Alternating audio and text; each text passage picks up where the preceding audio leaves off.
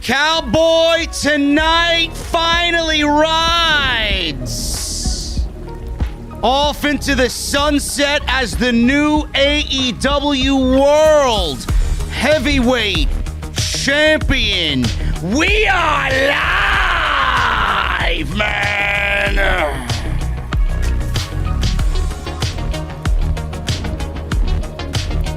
Full Gear is concluded, and my intuitions were correct. This was the best AEW pay-per-view of all time. And I honestly don't think that's the last time we will say that. What a show tonight from top to bottom. Absolutely delivered. I do have some reservations. I do have some questions. We'll go over it all tonight and break this thing down like nobody else. Where do we go following Full Gear? What's the plan next? Jesse and I are gonna talk about it and do it better than anybody. Why? Because nobody has a multi-million-dollar venue behind me. And nobody does it better than Off the Script.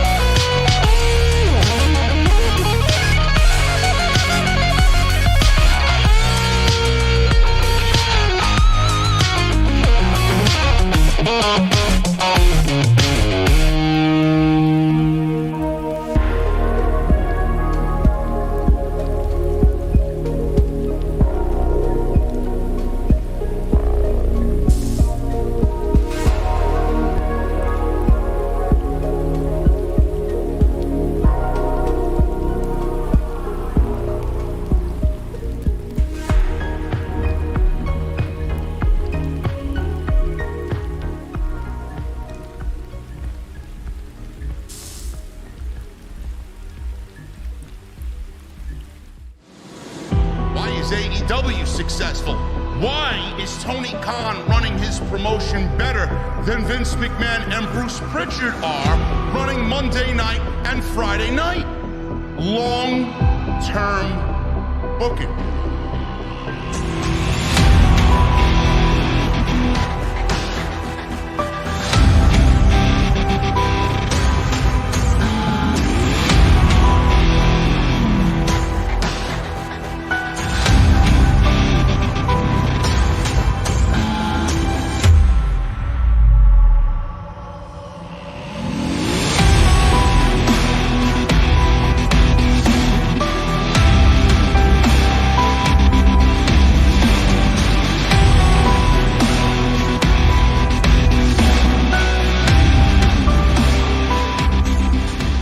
What is going on, guys? Thank you so very much for joining us right here on Off the Script. This is your AEW Full Gear 2021 post-show.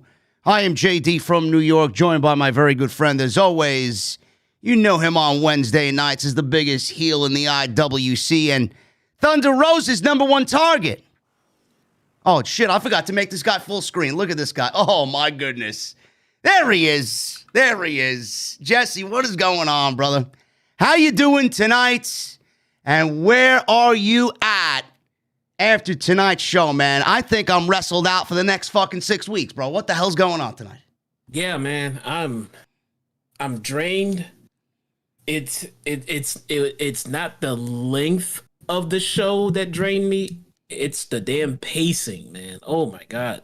Yeah, you know, I knew you were going to bring that up because that's exactly how I felt tonight in regards to the show. The pacing, man. Listen, I said this from day one, and some people criticized me when we got the full fleshed out card for All Out. Not All Out. That was their second best show of all time. I honestly do think this was their best pay-per-view of all time. When we got the full card fleshed out for Full Gear, I'm like, is it going to compete with All Out? Is it going to be as big as All Out? And I put that out there on social media, and I even added Tony Khan. I'm like, this card from top to bottom on paper is fucking tremendous. And a lot of people were telling me, oh, this is not going to be their biggest show. The build is not as good as All Out. But I'm thinking, and you said the same thing to me, Bryan Danielson's wrestling on this show, CM Punk's wrestling on this show, and Adam Cole is wrestling on this show. How the fuck can it not be better than All Out? Plus, you mentioned to me that we got Kenny Omega versus Adam Page, and the main event we got for All Out was Kenny Omega versus fucking Christian Cage. Yeah. This was their biggest and best show in the 2 years that we've had AEW on television, man. But the pacing, like you said, I don't want to sit here and snide Tony Khan in any way, but at some point in the show, and I know I'm not the only one that feels this way, and I don't want it to come off like I'm complaining, but I've always been a man of quality over quantity. They may have packed too much into this show, and if there was one thing, honestly, Jesse, that I would have removed from this show, I would have kept Cody Rhodes off the fucking show and had that tag team match on Dynamite. Yeah, that's definitely one that did not need to be there for sure. Yeah. For sure. But I don't know. I mean, when you say when you say quality over quantity, that's definitely, the rule of thumb, and that should always be the case. We definitely got quantity tonight. Yes. But the quality, in my opinion, was not compromised for that. No, I agree with you 1,000%. So I don't think that applies for this particular scenario. You always want quality over quantity. If you give us both without, any kind of intrusions, fantastic. The pacing was off, and the thing is, I don't think anybody in AEW would take it as a knock or a slight, because the thing is, you can tell best by watching the show that they were rushing through the event, between matches, entrances, they didn't give anything time to breathe that absolutely didn't need it, because they were clearly trying to crunch things together. And in hindsight, you know what? I'll take this over the shit show ending we got it All In, where they realized at the end of the show that they were running out of time and they just literally rushed everything into like a 10-minute match. That was worse. But again, I had to sit in front of the TV longer than I expected to. So, I mean, less breaks, but the action was worth it. Yeah, it was very difficult to find a piss break, bro. I had no match where I felt like, I can get up and walk away from this. Dude, it was fine. Listen, the first 90 minutes, man, it is very difficult to find this year. I'm not talking about any other. I'm talking about this year specific. It's very difficult to find anything better than what we got in the first 90 minutes of the show all year long, man. Those 3 matches to start this show were absolutely fucking tremendous in every way possible. But the thing is, man, you watch a WWE show, it's easy to pinpoint when you want to go up and take a fucking piss. You want to go up and make yourself a cup of coffee, like in my case on Monday nights. You want to go up and get a snack. You want to go out and take the trash out, go walk the dog, do something. There was legitimately nothing on this show where I could say, you know what, I want to get up here. I'm going to get up and do what I got to do. It took me up until the fucking Jericho match with the goddamn, America's Top Team to finally get up and make myself a cup of coffee, because I knew we were going to be in for a long night. I was actually contemplating getting up during the Britt Baker match and Tay Conti match, and I'm glad I didn't, because that was the best match of her fucking life. And I'm glad I sat there and watched those 2 women go at it, but it took me almost up until 11 o'clock to get up and find something to do, man. Ridiculous. It was hard to get up, and I thought I found a minute, because at the beginning of the Punk match, I just couldn't hold it anymore, so I had to go try to take a piss. And what I did, and I thought I was safe, and believe me when I tell you, my bathroom is really close to my living room area. I turned away for 1 second, and to this moment, I still don't know what he did, because they never replayed it. But Eddie Kingston did something to Punk right before the match started. Yeah, he gave him a spinning back elbow, or a spinning back fist. Yeah. I fucking missed it. I heard the, and I'm like, what the fuck did I miss? Yeah. I knew it. I shouldn't have left. I fucking knew it. I went back. I never left again. Yeah, it was, listen, man, these, and chat, listen, we're not complaining at all. My stance has been the same thing ever since AEW started doing these long extended pay-per-views. I get why they do it. It's $50. They got only 4 of them per year. They have such a stacked roster. I know Tony Khan is elated to just book these matches. I mean, he's got so many dream matches in the pipeline. We got Jay Lethal coming into AEW. He's now officially All Elite. We'll talk about that a little bit later.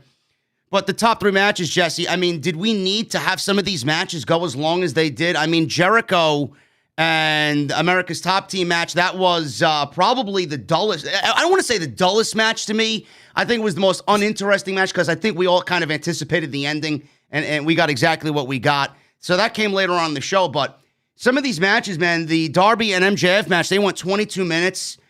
Bryan and Miro went 19 minutes. FTR and Lucha Brothers went over 20 minutes. I mean, did some of these matches go the exact time that you wanted them to? Or could some of these matches have time shaved off the top? I'm not going to lie. I didn't feel like any match went too long. At no point was I sitting there like, God, is this ever going to end?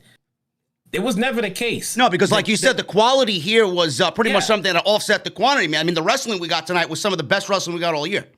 Yeah. I mean, what the thing was, and I saw, somebody in chat, saying, oh, we were off. We were not off, and we're not wrong on this one, because the thing is, you can tell that they were rushing. At any moment, look, guys, me and JD have seen enough damn pay-per-views to know when something like this is off. Yeah. All right, and between matches, you can tell that they cut out some promo packages. You can tell they shortened some. There was no filler in between matches. It seemed like they just started cleaning up, sweeping everybody out, and get the next match going. Get the entrances going, get them out, because we got to move it along. And the two biggest points, I don't want to cut you off. I'm going to add to what you're saying. The two biggest points when Miro had that finish happen with Bryan, right to the next match. When Cody was getting beat up by Cash, right to the next match. It's like nothing was able to breathe here. No. Yes, I mean, give the commentary a second to absorb it and massage what we just saw. Give them a second to set up what's coming up next. Give us, the viewers, a second to go make a drink and take a piss. Yeah. That's normally the pacing, but that was not there. I mean, I could appreciate them realizing and identifying that as a problem early on. I really, really do, because to find out later on in the match in the card, and then we're trying to just blow shit out, that's the worst part. I don't think any matches were rushed. I don't feel like that. I feel like the matches all got plenty of time. It just feels like everything in between was condensed. I mean, it just feels like it was just concentrated wrestling. I mean, if your Hog show last night, there was a 15-minute intermission. Yeah. Oh God, that was much appreciated. I'm not saying we need that, but if you get a second to check out social media, send a text, go get a drink, get something to eat, get a snack, take a piss. I'm used to getting those things between matches. Yeah, man, I think Tony Khan mentioned, somebody brought it up to him. I don't know if it was the Busted Open guys or something along the lines of him being asked a question about an intermission in between these pay-per-views. I honestly think it is much appreciated. And as far as what we had at the Hog Show, the 15-minute intermission, I thought that was great because there was only 6 matches on the show. We didn't really go past 3 hours. I remember as I was at the GCW show when Cardona beat Gage for the GCW title on the fucking ruckus that was there. They had a 45-minute intermission. We were there for 4.5 hours.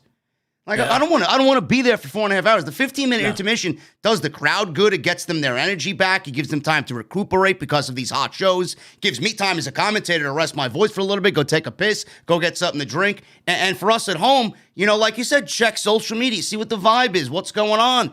Go grab yourself a drink, go make yourself a snack, sit down, get ready for the second half. A halftime, I honestly think, in the middle of these shows is much needed. Yeah, it would be great. I mean, and especially in a case like this, in a night like this, a good, solid, guaranteed, announced 10 minutes right in the middle would have done me great. I would have been ready to go, I mean, but it is what it is. And I'm sure that, the pacing was the way it was for the reasons that we got it. So I'm not complaining. I'm just pointing out that it was a lot of wrestling and it was compact. And if I would have known that what we were getting into, I would have sat and prepared for it. I would have got everything down. I would have got my snacks, my drink. Yep. I would have got a fucking bottle like The Rock to piss in and everything else. And we would have sat right there on that couch, But hey, I'll take this. I'll take this. I'm complaining because I didn't have time to go and do things between all this awesome wrestling. I'll take that. Yeah.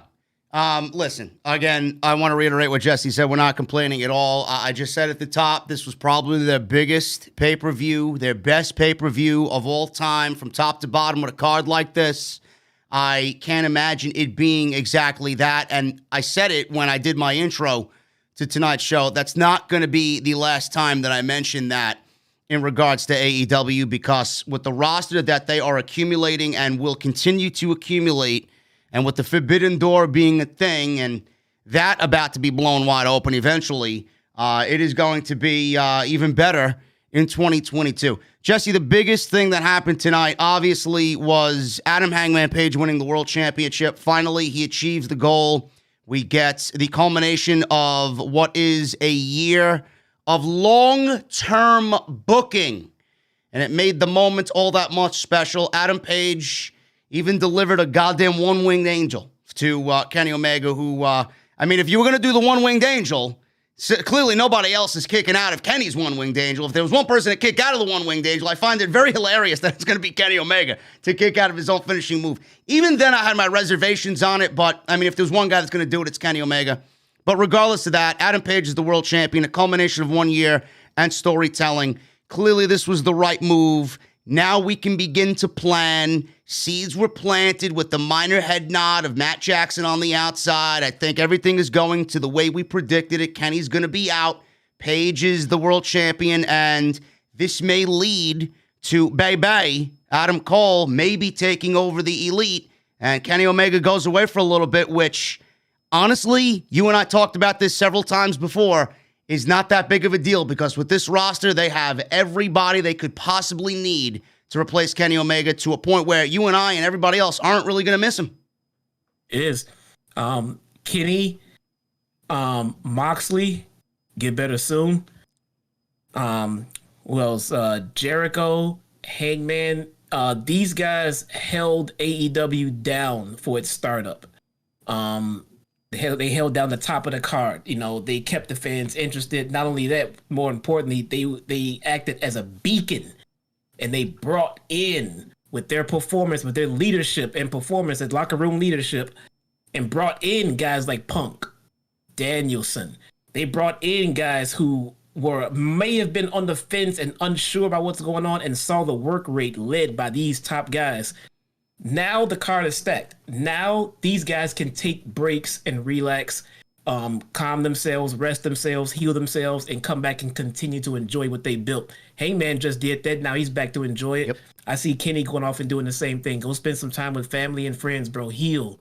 Come back, and the business will be just as awesome as you left it. Yeah, and he'll be right back into the swing of things, because, if Cole ends up being the leader of the Elite, Kenny Omega comes back. I don't know if they're going to kick him out or not. Maybe we see something happen on Dynamite with the head nod. Clearly, that was the signal that they either are A, on Hangman's side and they forgive Hangman, B, they're going to probably boot Kenny out of the Elite. I have no idea what's going on there. We'll find out more on Dynamite. But as far as this is concerned, Omega may be gone, Cole in, and with Adam Page, the world champion, it definitely presents an interesting situation, because on the other side of things, we saw it tonight, Bryan Danielson, he won the number one contendership, which was surprising to me. I thought we'd end up seeing CJ, a.k.a. Lana, and have her introduced to Miro's act and have her screw Bryan out. Bryan is almost like fucking Superman. He could take a loss and nothing's going to happen. He's been absolutely on fire. So if he lost to Miro, I would not be upset and I would not be shocked, but that did not happen. We'll talk about the ending. To lose the Hangman. Yeah, well, we'll talk about the ending there, which was a little bizarre to me. I don't know if it was botched or not, or if something was called as far as an audible goes. But Bryan's the number one contender, Jesse. Bryan versus Page likely is the next match, but I don't think that we're going to be getting that match so soon, because obviously MJF has planted seeds that he wants the world championship. Obviously, that is the match that I'm most interested in. I'm most interested in MJF getting his moment sooner rather than later.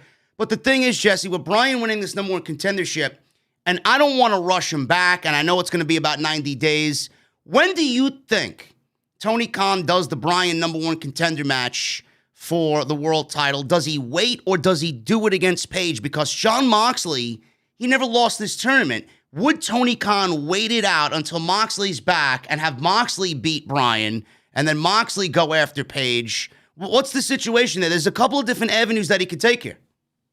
Well, the thing about Moxley is you really can't plan anything for him until he gives a heads up and a call and says, I'll be back around this time. Yeah. You just don't know how these things go. I mean, in a perfect world, yeah, he'll be, out of there in about 90 days or so. I mean, but you just can't, plan it and assume it. So if I'm Tony Khan, I'm going on as business as usual until I get a call from Moxley saying you can expect me around this time for sure.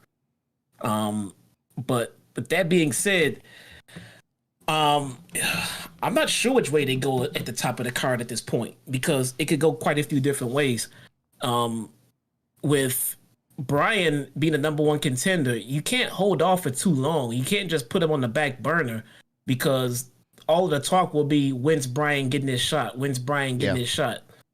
At the very latest, the longest they could possibly even maybe go with Bryan having this #1 contendership is the next pay-per-view, which is what? Revolution? Well, I mean, let me stop you there. Revolution would be happening at the end of February. I don't know if they're doing another Winter is Coming this year. That's always a possibility. And also keep in mind, they got that first big TBS Dynamite. They could wait till that.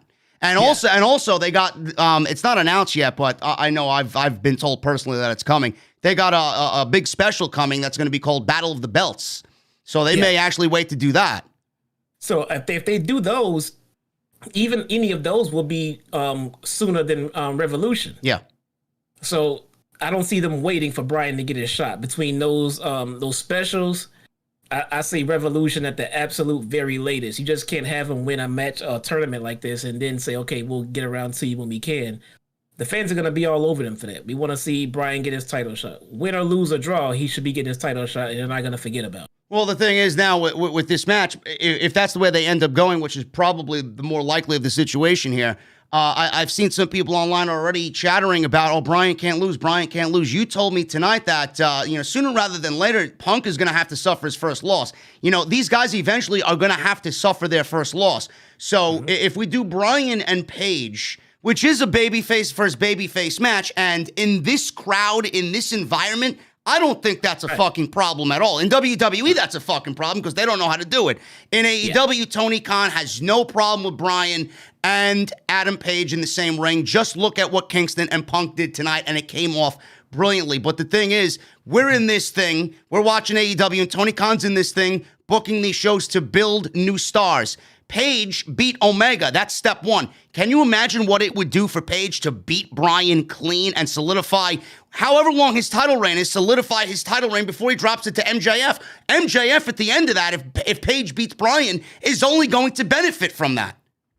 He's gonna have to lose. There's no way Bryan can't go in. Bryan goes in and beats Hangman, and Hangman just got that title. That's gonna be a heel turn for Bryan. Yeah.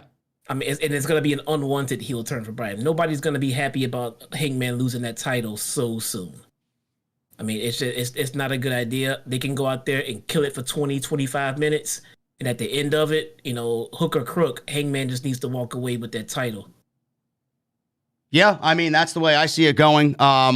Again, they have a bunch of different avenues. I think you're correct in your assessment here, where you can't really start booking Moxley into things, even though we all want him. And with him back, it's just going to make everything so much better. I mean, there's so many different things you could do with him. I'm already envisioning Moxley and Kingston getting back together. I could envision Punk and Moxley being his first feud back. I see so much with Moxley, and it sucks that he's out, but, God bless him, and hopefully he is, on the right track of things with his issue. But, we got what we got now. Bryan and Page, more than likely. MJF tonight against Darby Allin.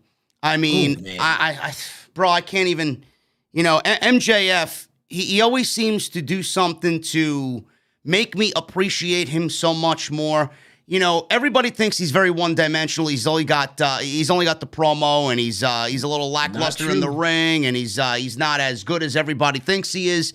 I mean, I think tonight obviously shut everybody up. This may have been not only the best opener that AEW has ever done, this may be one of the top matches in all of professional wrestling by the end of the year. And it showed you how good not only MJF is, but Darby Allin is, and the two pillars of the four. I mean, there's a reason why they say that and why they're on a fucking shirt tonight. Showed you exactly why. Yeah, I think two things got established here in that match. One is that Darby Allin can get a good match out of anybody. Has Darby Allin ever had a bad match? No. I don't think he has. Not at all. Two, MJF is not a one-dimensional guy. He can do it all. That was a 5-star performance, and Darby did not carry MJF to the slightest. They just have tremendous chemistry. Those guys work extremely well together, and when Darby can bring a great match out of anyone and MJF performs like that, you're going to get a 5-star classic. That was easily MJF's best match I've ever seen him have. Period. It honestly was the best match or not. I don't even think anything. Things came close, but I don't think anything really topped what they did in the opening match. Yeah, it was awesome, man. I couldn't believe what they did. I mean, I knew it was gonna be good, but I didn't expect them to put on that kind of show. They kind of stole it right there. I wouldn't say the best opening though. I still say it's Kenny and Bryan. That was the best match. The best open. Yeah, well, I mean, yeah. How can anybody forget about that? Yeah. That wasn't a pay-per-view though. Yeah. So, I mean, listen, MJF and Darby, excellent chemistry together. That was the other big thing tonight. We're going to go over this in order. We're just very excited because typically on Mondays we're fucking half asleep on a show like tonight, on a night like tonight with AEW, and most Wednesdays we're very excited because this is professional wrestling. But thank you guys very much for joining us. We got 3,000 in the venue right now. Thank you for making us number one in the community. As always, nobody does it better than OTS. I'm joined by Jesse. Hit that thumbs up. Make sure you guys hit that thumbs up. We need at least 1,500 likes on the live stream tonight, so make sure you guys go and do that. I would really, really appreciate that. Super chats are open. We already have a $100 bomb by Nick Crispino in the chat. Let's fucking go, he says. AEW all day. Thank you, Nick, for the $100 bomb. Super chats are open. Make sure you get them on in. We'll hang out at the end of the show. Follow me on social media at JDfromNY206. That's Twitter and Instagram. Hit that subscribe button down below if you want the best in the IWC every single week. News, rumors, live streams, podcasts, you got it. Right here on OTS. Hit that subscribe button down below. Continue to hit that join button. We already got 5 new members in the venue tonight. You guys are going to join me in the VIP booth. You get those custom emotes that you could use not only in the live stream chats every single time we're live, but also in the comment section. And then you get those VIP badges next to your name to show off your VIP status here in the venue. Make sure you guys go and check out all the other videos that we have done on the channel. We got everything from the week. We did an extra today talking about Keith Lee and the issues with WWE. Were his medical bills paid? Were they not paid? Who's lying? Who's not lying? We talked about that today, as well as Walter, closer than ever to joining the main roster or just being in the United States with WWE. So we talked about that today on OTS Extra. Go and check that out. That is also on the homepage. And today's show is sponsored by my great friends over at Audible. audibletrial.com/script. You guys are going to get 30 days free when you sign up and 1 free audiobook of your choice. You guys can cancel at any time, but sign up and get your free audiobook at audibletrial.com/script. Jesse, we're going to start with the buy-in. And our girl Thunder Rosa was in the buy-in, teaming up with Hikaru Shida against Jamie Hayter and Nila Rhodes. I like the makeup of this match because these 4 women will be battling it out in the TBS title tournament in the weeks to come. And the first match we will see is Hikaru Shida versus Nila Rhodes on Wednesday on Dynamite. But we have Thunder Rosa teaming up with Shida. This was a pretty basic match. I thought this was a very good match for the buy-in. High energy. That's what Thunder Rosa brings to the table. Jamie Hayter's also growing very quickly on me. I wasn't really a big fan of hers when she walked in the door the first time, but she has kind of made AEW her home now, and I'm expecting a great match. Jamie Hayter is growing on me too. Yeah. Well, listen, bro. Hopefully your wife's not in the chat. So you better refrain from those comments, man. It could be misconstrued here, okay? Thunder Rosa and Jamie Hayter should be an awesome match, but I like this. Serena Deeb was at ringside, obviously selling the feud, continuing the feud with Shida. What'd you think of this? And it's all about momentum, bro. Who's going to win this match and carry that momentum into the tournament? Yeah, at first I was kind of salty, like, oh, why would they put these girls on the pre-show, man? And after seeing the card we got, like, man, they should have put a couple more of these matches on the damn pre-show. Yeah, that's definitely. Another thing. They could have put that Inner Circle stuff on the pre-show. Yeah, Jericho putting himself on the pre-show, bro. I don't know. Yeah, I can't see Jericho doing that. Yeah, but the match was good. I thought it was a pretty good starter. Everybody got a chance to get their stuff in. There was kind of no real rush. They had plenty of time to do what they needed to do. I thought that they would be giving Thunder Rosa the pinfall in that one, so she can, come out of there strong going into everything else. But I mean, it doesn't really matter that much. I mean, the fact of the matter is the match was pretty damn good. Yeah, we got two things that happened in this match. Number one, we got Serena Deeb interfering here with her sitting at ringside against Shida. We got Shida pinning Nyla Rose to win this match for her and Thunder Rosa, which I don't know if that's a good sign or not for Shida going into the rest of the tournament. We may see Deeb screw Shida out of a match against Nyla Rose on Wednesday. We don't know. And the other thing is, Jamie Hayter, Jesse, took that fucking spot off the top rope from Thunder Rosa again. Same spot, same exact place and placement, that fucking brutal crossbody. I thought she was injured the first time. It looked almost just as bad tonight off the top rope. Not saying that it was a botch or anything, but Jesus fucking Christ. I mean, these women are fucking crazy. It was stiff. It just feels like, it's almost like Shay did it again. Like, like telling everyone that didn't hurt me last time. Fuck, I'll do it again. But yeah, it just seems like she's taking it. She's catching Thunder Rosa and just falling flat back instead of catching her and rolling down butt to back. She's just catching her and jumping straight to back, man. I don't know how she has wind in her lungs after that spot, man. I don't know, man, but we got the two baby faces winning here. Thunder Rosa. Hopefully this is, we're nearing the end of Rosa being on the pre-show or the buy-in. This woman needs to be on the main show. That's what I think needs to happen because you're only going to make your show better when she's on the main card. Yeah, it seems like they're buying their time. Again, I don't see her winning this tournament. No. And they're just trying to get Thunder Rosa to Britt Baker. I mean, they got to find something to do to keep them apart. But we all know it. Everyone knows that's the match. That's gonna be the only match anyone's gonna watch and think that Britt Baker has a chance of losing that title. Yeah. And they mentioned it. They mentioned the lights out match, how it doesn't count on either woman's record. So there, commentary has already been planting seeds about it, and we will be seeing that. I don't know if it's going to happen at Revolution. The latest I'd say is Double or Nothing in Vegas, if they end up going back to Vegas, and it should be Jesse and I actually talked about this on Wednesday. It should be the main event of whatever pay-per-view that it's going to be on because they need to follow up in grand fashion from the lights out match. And the only way you could do that is a stipulation. They're certainly not having a fucking regular match. Jesse actually brought up the idea of a steel cage match. You put those two women in a steel cage match, and you give them the main event spot with Rosa going over.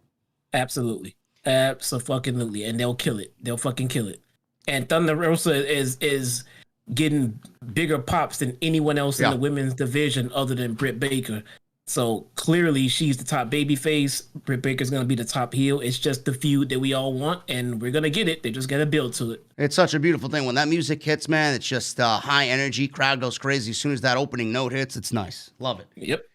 Mjf and Darby Allin opened the show. They went 22 minutes. Jesse and I briefly talked about this not too long ago. MJF, now, in my honest opinion, solidifies himself as the number one contender besides Daniel Bryan for the AEW World Championship. I think it's time we move MJF up into the spot in which he rightfully deserves.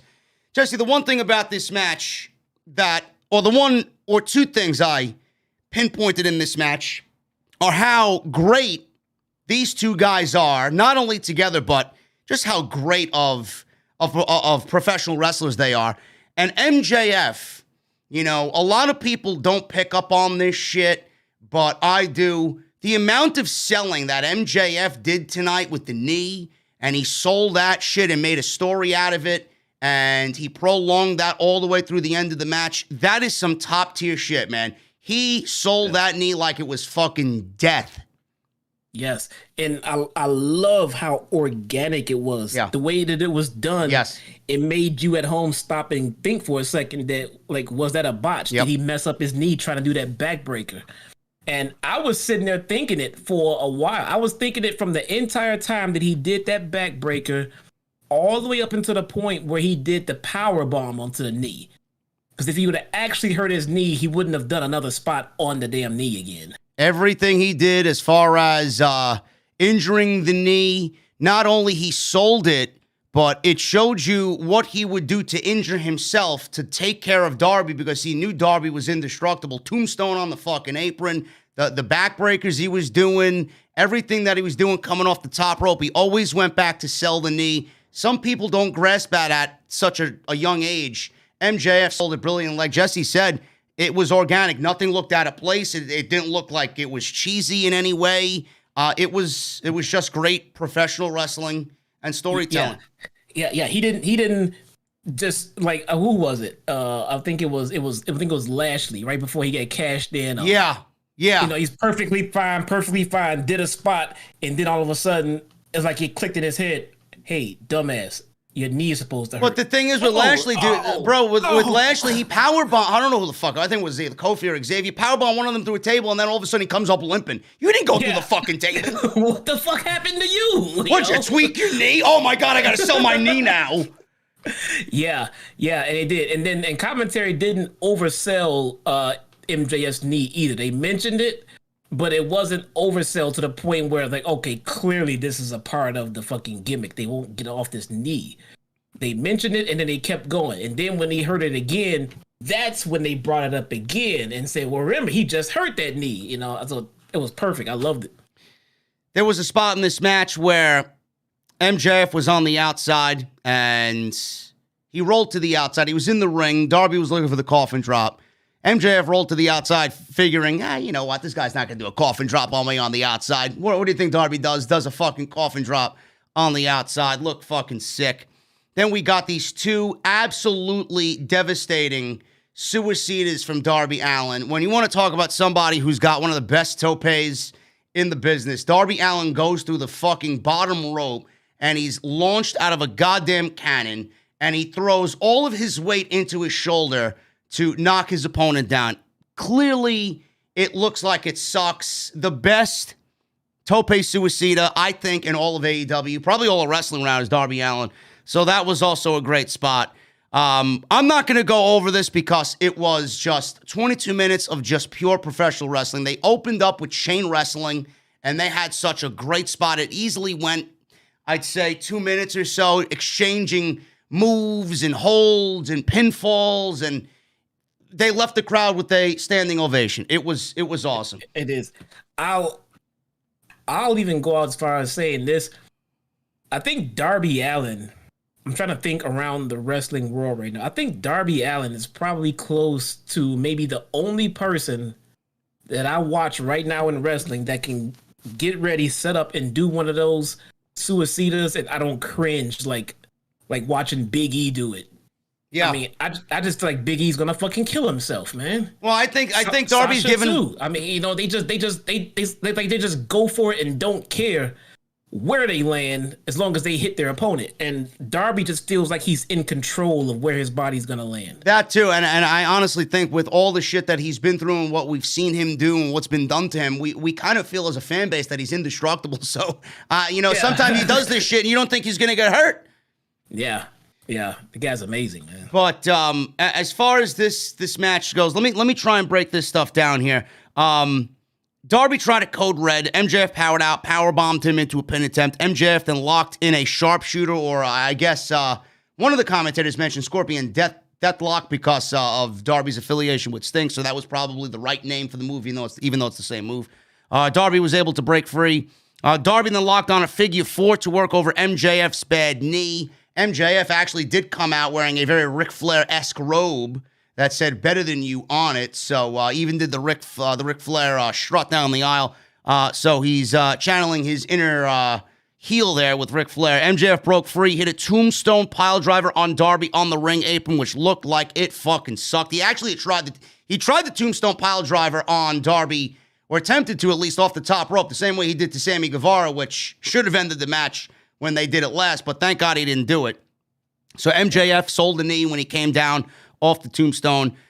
Unbelievable sequence of pin attempts. They were trading cradles back and forth, small packages back and forth. They were rolling around in a circle in the middle of the ring. Just the referee, his hands had to hurt after all these pinfall attempts. So that got another standing ovation. And then Darby hit a coffin drop to MJF on the floor. Another one in the ring. MJF got the knees up. Shawn Spears and Wardlow came down to help and tried to intervene, but Sting took them both out with his baseball bat and some chair shots. MJF then hits Darby with a kick to the face, but MJF just fell down because of the pain in the knee. He then grabbed Darby's skateboard and gave it to Darby and kind of coaxed him or manipulated him into hitting him. MJF was on his knees, please, begging Darby to hit him. Darby said, nope, I'm not going to do it. He handed the skateboard to the referee. He then walks away like a dummy and turns his back on MJF. Dynamite diamond ring to the face because MJF pulled it out of his trunks. And what do you think Mr. MJF did, Jesse? He said it, I'm going to beat Darby with a headlock. And that's exactly what he did. Inside headlock down into a pin. 1, 2, 3. And MJF beats him, and he lives up to his word by beating Darby with a headlock. Storytelling at its best, man. It's so good. You know, the funny thing is, bro, you know, we're going to go back on this match, and we're going to chronicle this match because they opened this show in the way that they did. I guarantee you that this is going to be a world title match somewhere down the line.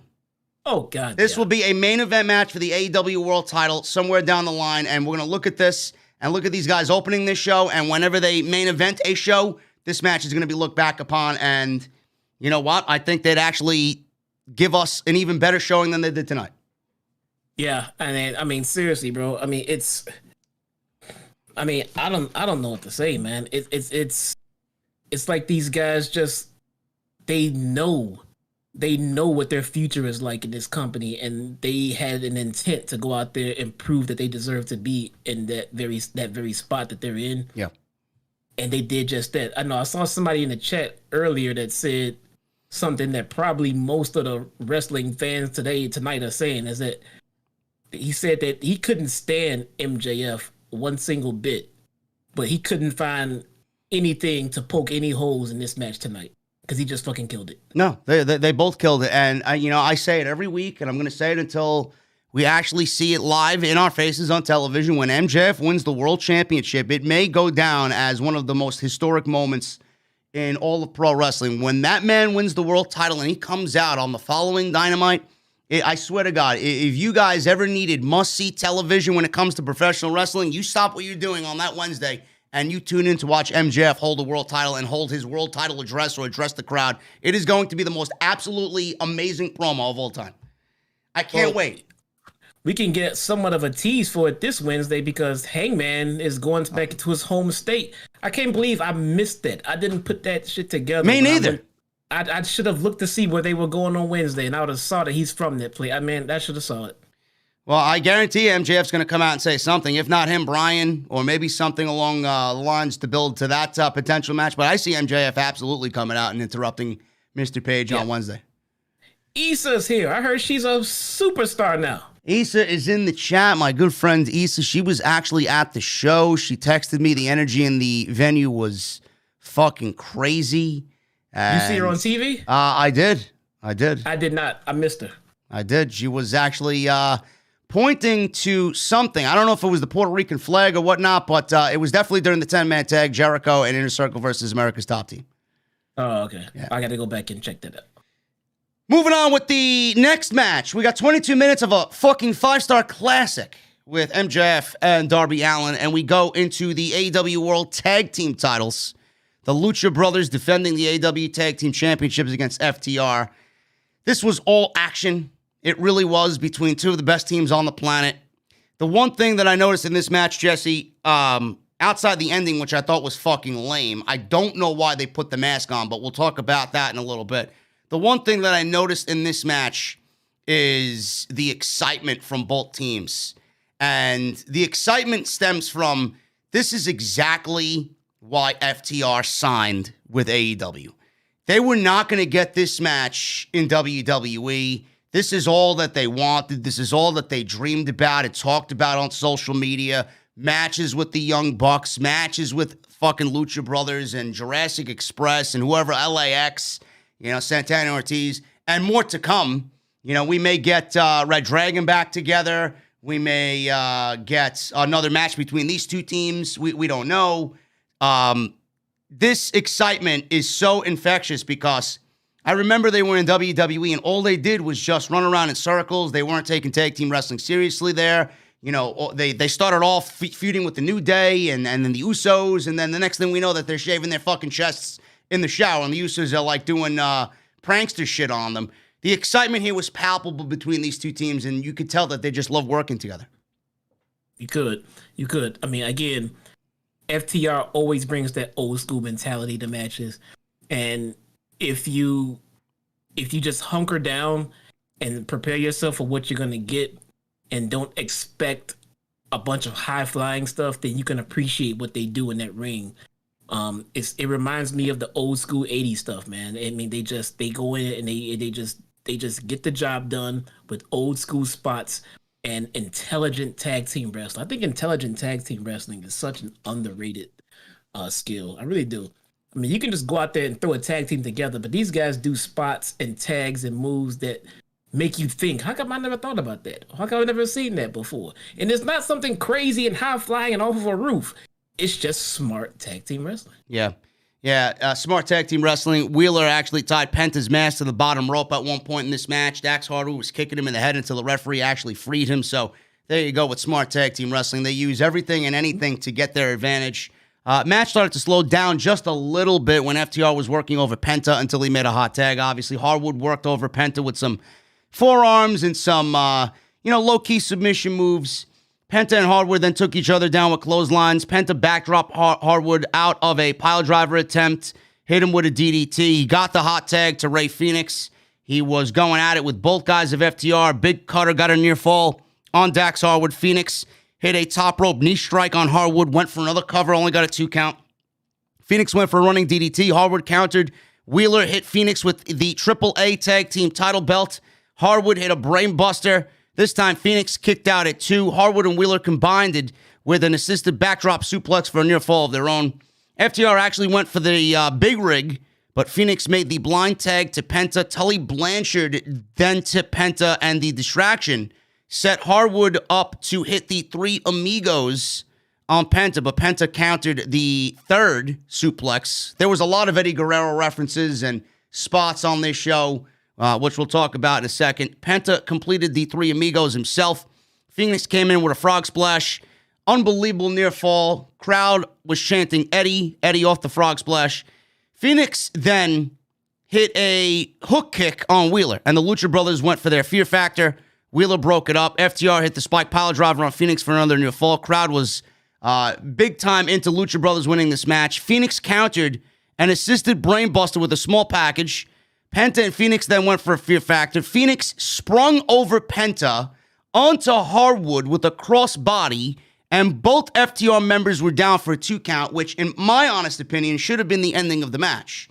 So you could imagine Fenix jumping off the top rope, off of Penta's shoulders, onto the guys of FTR, and Penta, is standing there like, match should be over, and that's not the ending of the match. We got Wheeler, who was the illegal man, he wasn't even the legal guy, back in the ring, and all of a sudden he's wearing a green fucking Mexican mask.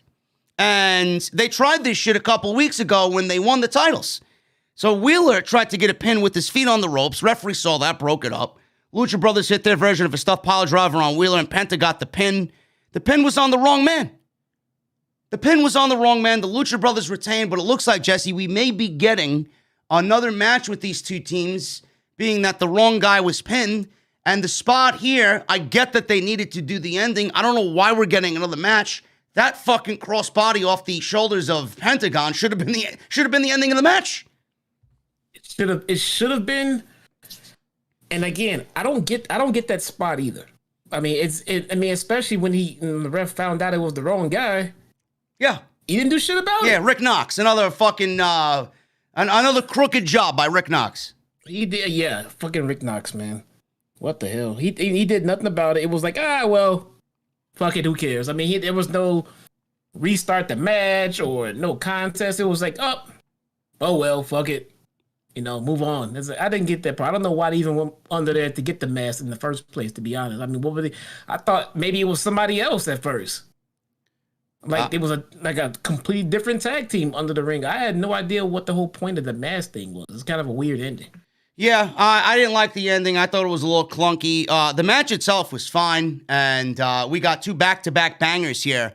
It was going to be very difficult to follow Mjf and Darby Allin in the opening match. I mean, these guys came close. The excitement was there. The energy was there throughout this entire match. But, after that crossbody, the crowd, everybody was literally on their feet. And then when the ending came, pinning the masked Wheeler, I mean, the crowd was a little flat for that. They even felt like, what the fuck? That was the ending of the match? You had to set a high point, and then you got us with a low point, and then the match was over. Yeah, it was kind of weird. It was very weird. But, I mean, that's my only complaint about the match. Yeah, me too. I mean, I'm not gonna say more than that. These two teams absolutely killed it. I mean, I'm not gonna complain about any time FTR and the Lucha Brothers are in the ring together. But we got a tag team title match with the champions retaining, and it looks like we may be getting another match because the wrong guy was pinned. Now, you could say the same thing about the next match. Some people may think the wrong guy was pinned. Some people may think the right guy was pinned. But Bryan Danielson and Miro, AEW World Championship Eliminator Tournament Final. Miro took the place of Jon Moxley, who was removed because he put himself in an alcohol inpatient program, and he's going to be away for at least 90 days. Miro beat Orange Cassidy, and Miro advanced to the finals against Bryan Danielson. I was very much looking forward to this match. And the one thing, Jesse, that I thought about immediately, once the bell rang, we got Miro circling like a shark, and Bryan standing there and getting ready to square it up with Miro. It's amazing how both of these guys, Bryan was in WWE this year. He main evented WrestleMania with Edge and Roman Reigns. Miro, he's been in AEW for about a year and a half now. So give about, I'd say, 18 months. Both of these guys were in WWE. Now you look at them here, and you look at how great these guys are in their current state. Miro's probably doing the best work of his fucking life. Bryan is as hot as any time he's been wrestling the last 5 years. It's an amazing thing to see both of these guys in AEW, where they came from, and it's really a testament to how important creative writing is for these types of guys. Look at what they are doing in AEW compared to what they were doing in WWE. Again, the handcuffs are off. They get to do what they want. I mean, I don't think we've really had a chance to really appreciate what Miro does in the ring. No. Until now. No. And he was fine for me in WWE, but seeing him now, totally different guy. You know what it is? Because the guy actually fucking is allowed to cut promos. Look at what he takes what he does with his character, and he molds it. Those backstage vignettes that he does, talking to his God and mentioning his wife, that's who he is. That's what he was. Stuff. That's what he was, and they didn't allow him to be that. Hey, I'm getting notifications right now. Jonah has appeared in New Japan Pro Wrestling. Good for him. He has appeared just now. I'm getting all kinds of alerts up the yin yang. Good for him. Now I get pictures coming in for it. So yeah, he's showed up in New Japan. He's arrived. Jonah Rock, a.k.a. Bronson Reed, another fucking mishandle there by WWE. Good for him, man. I'm happy for him. I was a big fan of his. He should have been on the main roster kicking ass. And he'll be killing it in New Japan. I'm telling you right now. He will. And on this match, I agree, with people in chat saying it. I text you earlier. I said the same thing to you when we were watching it. I think Miro should have won tonight. Yeah, I really do think Miro should have won tonight. Yeah, I think he should. I mean, not only for the next match, with Hangman and everything else, but just for the fact of, I mean, Bryan coming here and wrestling the way he has been, at the level he has been, and with the intention of helping others get over, been a perfect time for Bryan to take a very unexpected loss to a dominant Miro. It would have been perfect. I could sit here and say, yes, I think Miro should have won, but, I'm pretty, and again, it all goes back to what Tony Khan has done creatively. I don't think we could ever sit here and not trust Tony Khan at this point. I mean, he's done such an incredible job with everything. If Bryan was chosen to win this match and he wanted to, oh my goodness, holy shit. We got my boy fucking Osakui Vasquez with a $500 super chat. This fucking guy, man.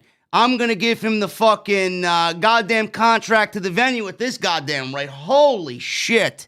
With a $500 super chat. AEW killed it. Halfway through, I was legit thinking, is this pay-per-view too good? No bathroom breaks, no fillers, great storytelling. TK's a kid in a candy store collecting all of the top talent he can. It's insane, but you gotta love it. Great job with Born Again, bro. Won't be back in New York for Malakai Red, but hoping to be there live for the next show. Bro, you better fucking come, man. Seriously, you hit me up, man, and you're my guest of honor, bro. I don't even fucking buy a ticket. You're just coming on in with me. Holy shit, man. Yeah, speaking of him coming, look, you can be honest with me. I won't tell anybody. Yeah. This guy, this Vasquez guy. Yeah. You're jerking him off, right? What are you talking about? Something. Who? You're giving him a knobber in the back, and this guy loves you. So what? Many people love me. Is that a problem? You were jerking this guy off in the back. What are you talking about, man? It's because it's okay. I mean, it's 2021, bro. Listen. It's okay. This is a hardworking individual, man. Clearly, man. Awesome. Listen, I'm glad to have him here. Also, thank you so much, bro. I really don't know what to say when shit like that comes through on a live stream in the moment, man. Listen, you're going to come to House of Glory, man. Whenever you want, you hit me up, you email me. You're my guest of honor, bro. No fucking questions asked. And we got Malakai Black coming to Hog against Amazing Red, man. How the fuck am I going to call that match with all the excitement going on, man? I'm fucking like a kid in a candy store myself. Got to call Will Ospreay and Amazing Red. Will Ospreay came up to us and shook all of our hands at the commentary. That's me and Solomon. So like, what the fuck? Comes up and shakes his hand, introducing himself. You don't really see that. So that's the genuineness of him. And Malakai Black's coming in. Holy shit, man. Hopefully he doesn't fucking black mask me for what I said about his wife. But anyway. Oh, God. Jeez. Anyway, listen, let's get back to Bryan. I thought Miro should have won this match, but we talked about this in the beginning of the show. With Tony Khan, I trust the process. I trust with, his creative ideas and where he wants to go. If Bryan's going to win this match and go against Page, the babyface versus babyface thing is going to be right in AEW, as shown today by Punk and Kingston. They worked through it brilliantly. 50-50 split. Crowd loves both of these guys. Same thing's going to happen with Bryan and Page. But the thing is, Bryan's there not only to wrestle, because this is what he wants to do, and Jesse said nicely, all the handcuffs are off. He's going to go out there and do what the fuck he wants to do. He's wrestling at a top level that he wasn't able to in WWE. And he's also there to put talent over. He's also there to help AEW grow. And if Page is, stage one of that, then Bryan's going to do it. I don't think Bryan is going to have any problems laying down for Page. It's going to solidify Page. And whoever Page wrestles next, they're going to be better off for it when they beat Page, because Page beat Bryan and gave Bryan his first loss. I trust the process. Yeah, absolutely. I mean, stuff like this is just, look, I'm here to just give my thoughts and opinion. And me personally, if I were booking this, I would have put Miro over. But I mean, splitting hairs. Yeah. Now with CJ, Jesse, I mean, obviously, I don't know if she's coming in at this point. I think we've anticipated it several times now, and it's like at a point where, we may actually have to give up on bringing her in. But she's such a pivotal part of his act, and he's mentioned her several times. It would be stupid for Tony Khan not to bring her in. It is the quadricep injury, because they made mention of it, and the reason why Miro has lost, maybe it's because of the quad, maybe he is doing this storyline as an introductory to her coming in. Do you see whatever he's going through now, the injury and then the couple of losses now mixed together? Do you see her coming in, kind of healing his wounds and getting him back on the right track? Yeah, I mean, I thought he was going to lose the last match due to this injury because they, brought him out of his hiatus early and he came in to help out. I thought he was going to come help out and take off, but apparently he's going to lose here. I don't know if he's going to take off again. I don't know if this injury is a lingering one, but I still believe that CJ Perry is going to come over at some point. It is no reason for him to keep mentioning his wife so much without her ever showing up. Yeah, I think she's going to be on her way. We just don't know when. I don't believe I'm actually excited for her to come on in. That's just going to show you how good Miro's been in his fucking role, Yeah, it's only going to help her. I mean, and for everybody, saying that, oh, I don't want to see Lana here. I don't want to see Lana either. I want to see CJ Perry as a manager with her husband, not as an active performer. So we got this match. I don't know. I seen some people, I think Sap said something, he's like, on social media, and I kind of agreed with him, but I was trying to think about what he wrote on Twitter in regards to this match, and it got me thinking, I don't know what we really expected as far as fans from this match. I don't think they gave us what we expected, but I'm not sure what we were supposed to expect from these two in the ring. Did you get what you expected, Jesse? Did you get the type of match that you expected these guys to give us at the end when that bell rang? I did. I'm not sure what he was referring to, but I don't know if we were going to get something a little bit more, I guess, wrestling based. I don't know. Was it more of a wrestling match, more of a fight, more 50-50? I don't know. Maybe it should have went longer? I don't know. I think the match went the way that I expected. I expected Bryan to try to out wrestle Miro, and I expected Miro to try to bully and bruise and just brawl with Bryan and beat him down. And that's kind of what we got. Yeah. That's kind of what I expected. I'm not sure what he was referring to, but I mean, for what I expected Bryan to try to out wrestle and Miro to try to just brawl. And that's what we got. Well, we got a great wrestling match out of these two. And again, I'm not complaining. I'm just giving fair, balanced criticism here. Back in the ring, we got some stuff early on the outside. We got countering a dive from Miro. Danielson dove through the ropes, and then Miro countered, tossed Bryan back into the ring. Miro worked over Danielson with some kicks to the head, kicks to the body. There was a lot of kicks in this match. Danielson fought back with some chops and kicks to the body of his own. Running drop kicks. Miro hit a Samoan drop from near full. Miro then shoved Danielson into the corner ring post and around the ringside area. Danielson fought back and then brought Miro back into the ring so he could hit a shotgun drop kick off the top rope. Danielson locked on a knee bar, but Miro powered out of it. Hit a deadlift gut-wrench suplex, followed up with a release German suplex that forced Danielson to land on his shoulder. Miro tried to move, but his leg gave out, and Danielson came back with some knees and some stomps to the back of the head and back of the neck. Danielson then tried the running knee, but Miro caught him and slammed him down to the mat and went for a cover of his own, only got a 2 count. Miro then locked in the game-over submission, but Danielson made it to the bottom rope and rolled through the move, which looked very nice, and got the rope break. Miro went for it again, but Danielson rolled out of it. Again, locked in the label lock. Miro broke free of that. Miro then started to hammer down Danielson with some hard forearms, but Danielson locked in a triangle submission. Miro broke free by gouging Bryan in the eyes. Both men were up. Traded hard forearms and kicks to the body. In fact, Miro was actually welcoming the kicks and taking the kicks from Bryan, which was a great sight. Then both men were on top. They were trading some forearms on the top rope, and Danielson hit a DDT and immediately right into a submission hold, an armbar, I believe. He forced Miro to submit, and that was it. It ended a little abruptly. Yeah, we got the abrupt ending, and we went right to the next match, and it made me think, was that the way the match was supposed to end? Is Miro hurt? What happened there? Could be. I got to go back and take another look at it and try to analyze it. it didn't come off as a altered ending.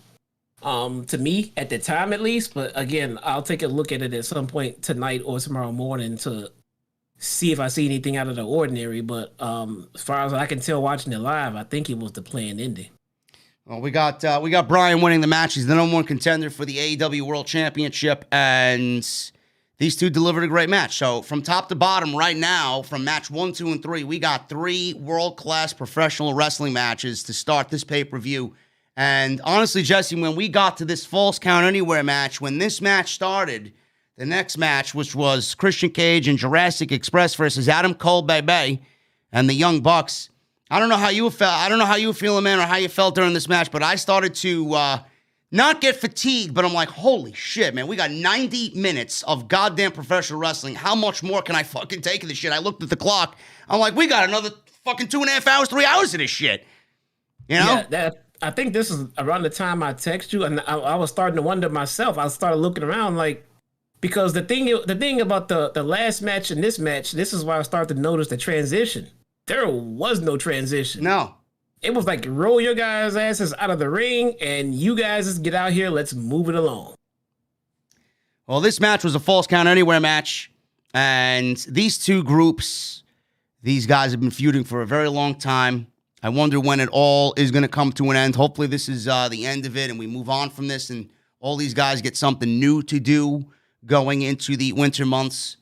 So, street fight, Falls Count Anywhere. I guess it was considered a street fight because Jurassic Express and Christian Cage came out in street clothes and they came out in jeans. You even had Luchasaurus wearing fucking jeans with green tie-dye on him. Jungle Boy came out with his scruff face there trying to grow a beard. I guess Anna Jay likes the scruff, Jesse. I don't know. What do you think? I think she's putting hair on his body, man. I think so. Yeah. I just think that she's giving him something. I don't know what it is, but she's giving him something to bring out the man in him. You don't know what it is. Okay. The chat, I'll leave that up to the chat's imagination. We got Jungle Boy coming out in street clothes, jeans. Christian Cage came out in jeans. Adam Cole came out wearing his typical black trunks with some pink. He got his own ring entrance, which was great because it's pay-per-view and everybody loves to do the boom and the bay and all that stuff. So I'm glad he got his own entrance. The Young Bucks came out in pink fucking not jeans, but they came out in long leg pants. I think the both of them had like purple fucking beards. They came out looking utterly ridiculous, but it all plays up to the fact that they're obnoxious heels. So I didn't really mind it at all. The Falls Count Anywhere match, Jesse, I honestly thought that this match dragged just a little bit. I'm not sure it needed to go as long as it did. They could have honestly shaved a good 6 or 7 minutes off this match, and it would have been just fine.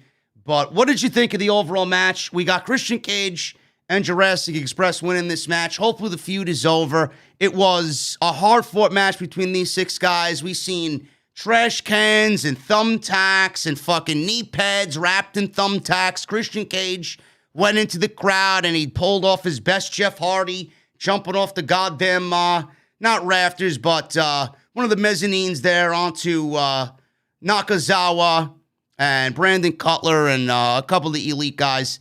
What'd you think of this match? It was fun while it lasted, but it might have been just a little bit too long.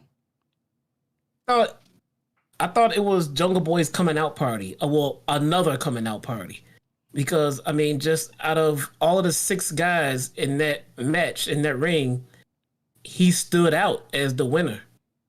You know, in the match. I mean, he just got the best reactions. He's got he just got the more interesting spots. And at the end of it, you know, I just came out just more invested in Jungle Boy. I mean, it seems like, and then the MJF and Darby match. I mean, again, the 3 of the 4 pillars there were just there to shine tonight, and that's just what they did. Sammy had a good night too, but he just wasn't as spotlighted as these 3 guys were. Adam Cole went through a table in the early portion of this match. He was actually busted open. I don't think I've ever seen Adam Cole in all the years he was in NXT. I don't think I've seen Adam Cole busted open like he was tonight. He was bleeding pretty heavily from his forehead. He went through a table from Luchasaurus, who I believe took him off the second rope onto the second rope on the apron and drove him through a table. Then we got Matt Jackson doing an elbow drop off the other turnbuckle through a table on the outside. So we got a couple of tables broken in this thing. And Matt Jackson, he was all over the place. Flurry of kicks. Jungle Boy was there to give him a hurricanrana onto Cole through a table. Matt Jackson then hit a diving Randy Savage elbow drop on Luchasaurus. So it wasn't Luchasaurus like I initially thought that put him through a table. I must have messed up here in my notes. Matt Jackson dove off the top rope onto Luchasaurus through the second table at ringside. And then we see Christian Cage and Nick Jackson fighting around the arena. And then that's when he jumped off the mezzanine and he was doing his best Jeff Hardy there. So back in the ring, the Bucks got Jungle Boy and they put him in a submission hold. We had Adam Cole with a camel clutch. And then they did their running spot where they run the ropes obnoxiously and they kiss Cole on the cheek and they stuffed thumbtacks into Jungle Boy's mouth and then super kicked his mouth with the thumbtacks in the mouth. Really nice spot there. So we're going to pick it up towards the end of this thing. Christian's using a trash can to fight off all three guys of the Elites. Took a jumping DDT onto some steel steps in the corner on the outside. Luchasaurus was back into the match. He was doing his Luchasaurus offense. He put Cole and Nick through a ladder. He had a moonsault on Nick. Matt jumped in with a trash can. So he took the trash can to Luchasaurus' body. Matt Jackson tried to leave, but Jungle Boy caught up, hit a snare trap. Cole broke that up. Everyone was fighting on the stage at this point late in the match. Matt hit a dive off the top, or off the top of the stage onto Luchasaurus. Cole climbed up to the stage, hit a Panama Sunrise on Jungle Boy. Luchasaurus broke up that pin attempt because it's a false count anywhere match. So then we get the members of the Elite. They put knee pads on themselves that had been wrapped in thumbtacks. So they hit Luchasaurus with the triple BTE trigger. Jungle Boy came up and broke that pin attempt. Cole was chokeslammed off the stage by Luchasaurus, and then Luchasaurus hit a shooting star press onto Matt Jackson and Adam Cole on the outside there. So he jumped off the stage. Jungle Boy was then given a chair. Like Jesse said, this was all about Jungle Boy and getting him over. Christian gave Jungle Boy the chair to hit a concerto on Matt, who was knocked out on the stage. So he did the concerto, and that was enough for Jungle Boy to pin Matt Jackson and win this thing for his team. So it looks like the push for Jungle Boy continues, Jesse. Where does it go, though? Straight to the top, man. What do you mean? What do you mean by the? What do you mean by the top? It's gonna be slow and gradual. What do you mean by the top? Where's he going? TNT title? Jungle Boy will be world champion one day. I know. It won't be one day soon, but it will be gradual. I can see him at some point going for the TNT title after Sammy loses it to a heel, though. I don't see him putting them two in the ring together just because of their babyface power right now. I could be wrong on that one, but they seem to be like super baby faces. I don't know if he'll work them in a title feud like that. I could be wrong, but I see, because Jungle Boy has plenty of things to do to wait until Sammy drops the title to a heel. Yeah, I mean, I wouldn't mind another match with Adam Cole, to be honest with you. Yeah, there's plenty for him to do, man. The guy's over as Rover. Put him in the ring with anybody. A babyface encounter I can see him doing with Bryan in a non-title situation. Yep. But I wouldn't put him in a non-title against Sammy. That seems to be something that's kind of important, and you kind of want to make sure you get maximum heel and babyface reactions out of your match in that one. So hopefully this big feud between Jurassic Express, Christian Cage is over with the Elites. Maybe we get a Christian Cage versus Adam Cole match out of it to give them something to do. I don't know. That was the rumor going into this show, but clearly we got this False Count Anywhere match. So hopefully it is all over and we get something new for both of these groups moving on into the winter months. The next match I'm sorry. Yeah, hold on. Interesting fact. Jonah appearing at the New Japan show today. Yeah. You know where New Japan was tonight? In California. Yeah, so he's back in the States. Yes, Visa issues cleared. Yes, he is. He found work, and now he's back in the States. He said he was actually working with some lawyers to iron all that stuff out. So I guess it worked. So good for him. If he's back in the States, and he's already on New Japan, I mean, the Forbidden Door is a click away right now. I know. Well, I mean, anybody and everybody's going to end up walking through this Forbidden Door. I mean, we got a big announcement for Dynamite. We got Jay Lethal walking through the Forbidden Door. See the text I sent you earlier? Yeah, which one? The YouTube clip of Tony Khan teasing. Oh yeah, Okada. Yeah, yep. He's teasing Okada. I mean, we're gonna get Okada, man. Well, I mean, I don't know where Okada's gonna fit in. Hopefully, it doesn't fit in with these this fucking Orange Cassidy Matt Hardy feud. I mean, that's not really Okada-esque, you know. Nah, you can put him anywhere. He needs to be in something. I mean, especially if it's for a one-off. It needs to be something that makes sense. It does, and I'm sure it will.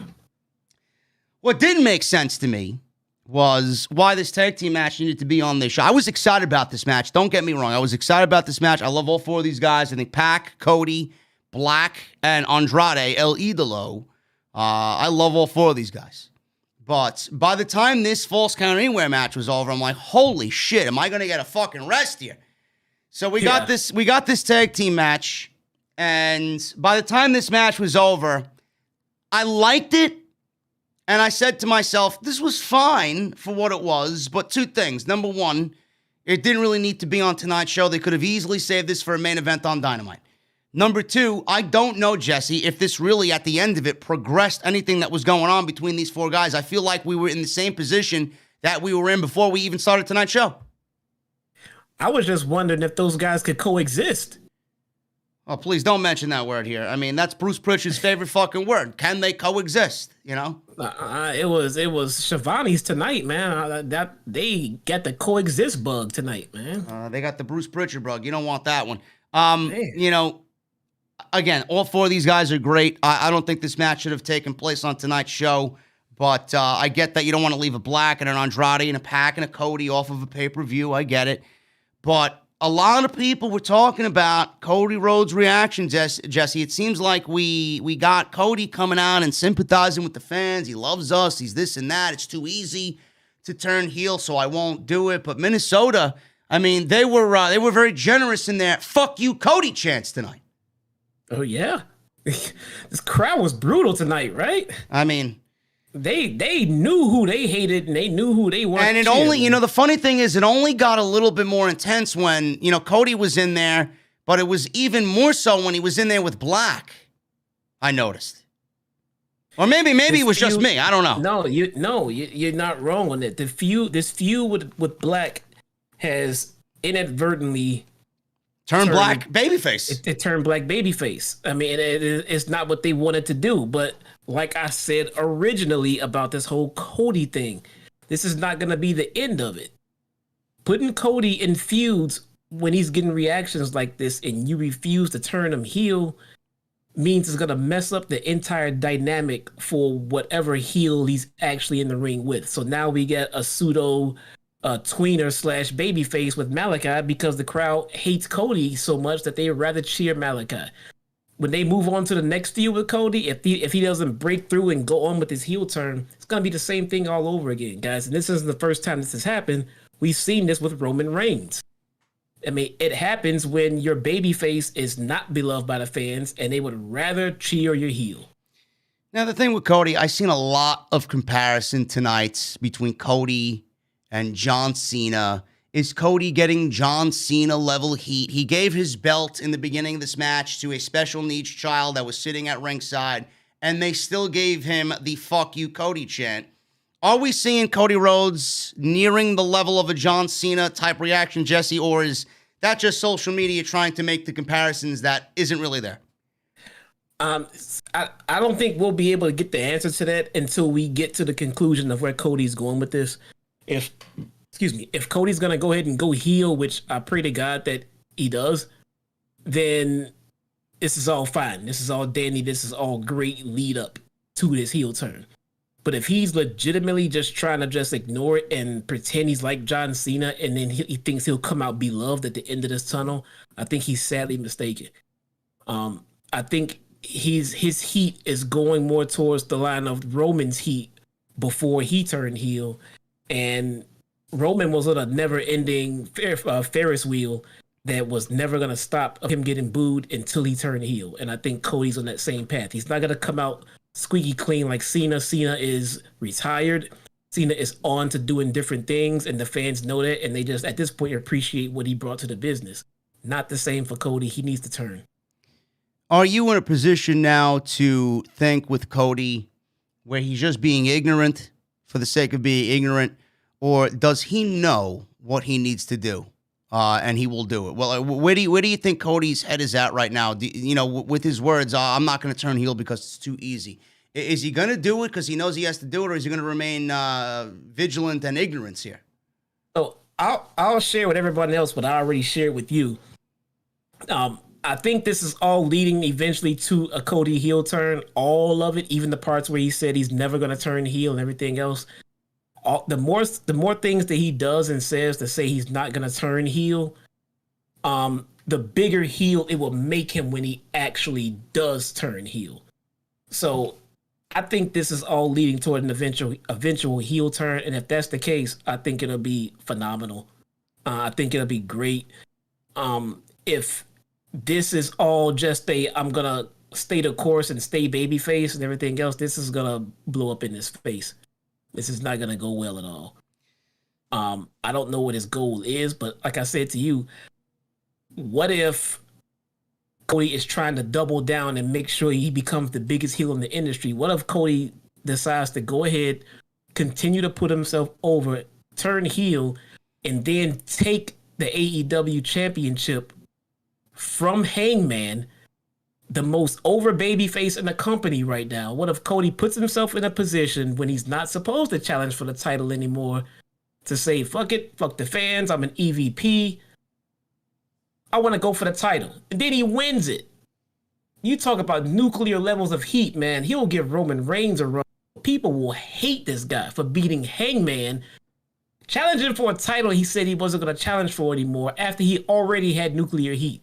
I think it'd be a smart move. I don't think it would be bad for Tony Khan to have another heel on the level of an MJF that gets that type of reaction, because I don't really think there's anybody on the company's roster that's gotten that level of reaction as far as the heel is concerned, like an MJF. And if you add Cody to the mix, I mean, I honestly don't see, a Cody the way we see it now, not really adhering to the role he should really be playing based off the crowd's reactions. I don't think it would be as interesting in a match against Bryan or a match against Punk. And we all know that Cody is absolutely going to wrestle those guys at some time in the future. And I do think that Cody needs to be exactly what the fans want him to be, to get the most out of those matches, because a heel Cody versus a babyface Bryan, to me, that's a fucking money match right there. It's money. It's money. Cody is so hated right now, but beloved.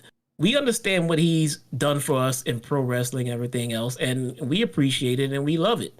And we love him. We just hate the way he's booking himself or is being booked or whatever the case is, and we want to see it changed. If they don't want to change it, fine. Then just turn heel. Well, I don't want to turn heel. Well, you're going to get booed out of every fucking arena you go into until you do.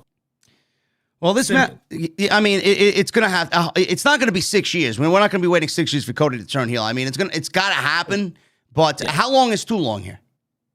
It depends on how we just saw Tony Khan unfold the storyline that he's been doing for a year. Yeah. So it depends on what path they take as they try to map this out. You see, every time he does that double underhook, he starts teasing the pedigree. Tonight on commentary, they started teasing the pedigree. That's why I know this heel turn is coming. The second Cody Rhodes does that pedigree, heel turn confirmed. Yeah.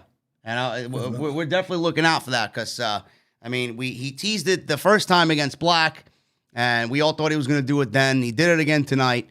So hopefully we see that's all really play out the way it should be. But as far as this match goes, it was fine the way it was. I just don't feel like we really progressed anything, and I'm not really any more interested in what is going on here before this match started. So Pac, honestly, fought a big chunk of this match himself. There was some indecisiveness between Pac and Cody. Even Andrade and Black got into a little bit, but not as much as Pac and Cody. Cody got hurt during this match. Doc Samson went to go check on him. Cody finally got back into this match. He tagged in, hit his signature offense on Andrade. Cody took a boot to the face, came back and hit an inverse suplex on Andrade off the top rope. A few moments later, Cody locked in the figure four on Andrade, but Pac tagged himself in very, very intensely. And he tagged himself in, hit a black arrow, while Cody had the figure 4 applied on Andrade, which looked great. Andrade got his hand under the rope, so that broke the hold there, or the pinfall. Pac did an over-the-top move and accidentally landed on Cody. So Black tried to win the match by hitting Pac with a German suplex, but Cody broke up the pin. Black hit Cody with a running kick that took both men over the barricade. Everything was really going really crazy here at this point. In the ring, Pac hit a unbelievable Poison Rana on Andrade, followed up by a Black Arrow for the win. So Pac pins Andrade in this match to win for he and Cody. I found it funny that Cody, you know, it would have been great to see him get a pinfall victory just to see the reaction of the crowd, but I find it funny how Cody still gets the win and Pac did most of the work in this match.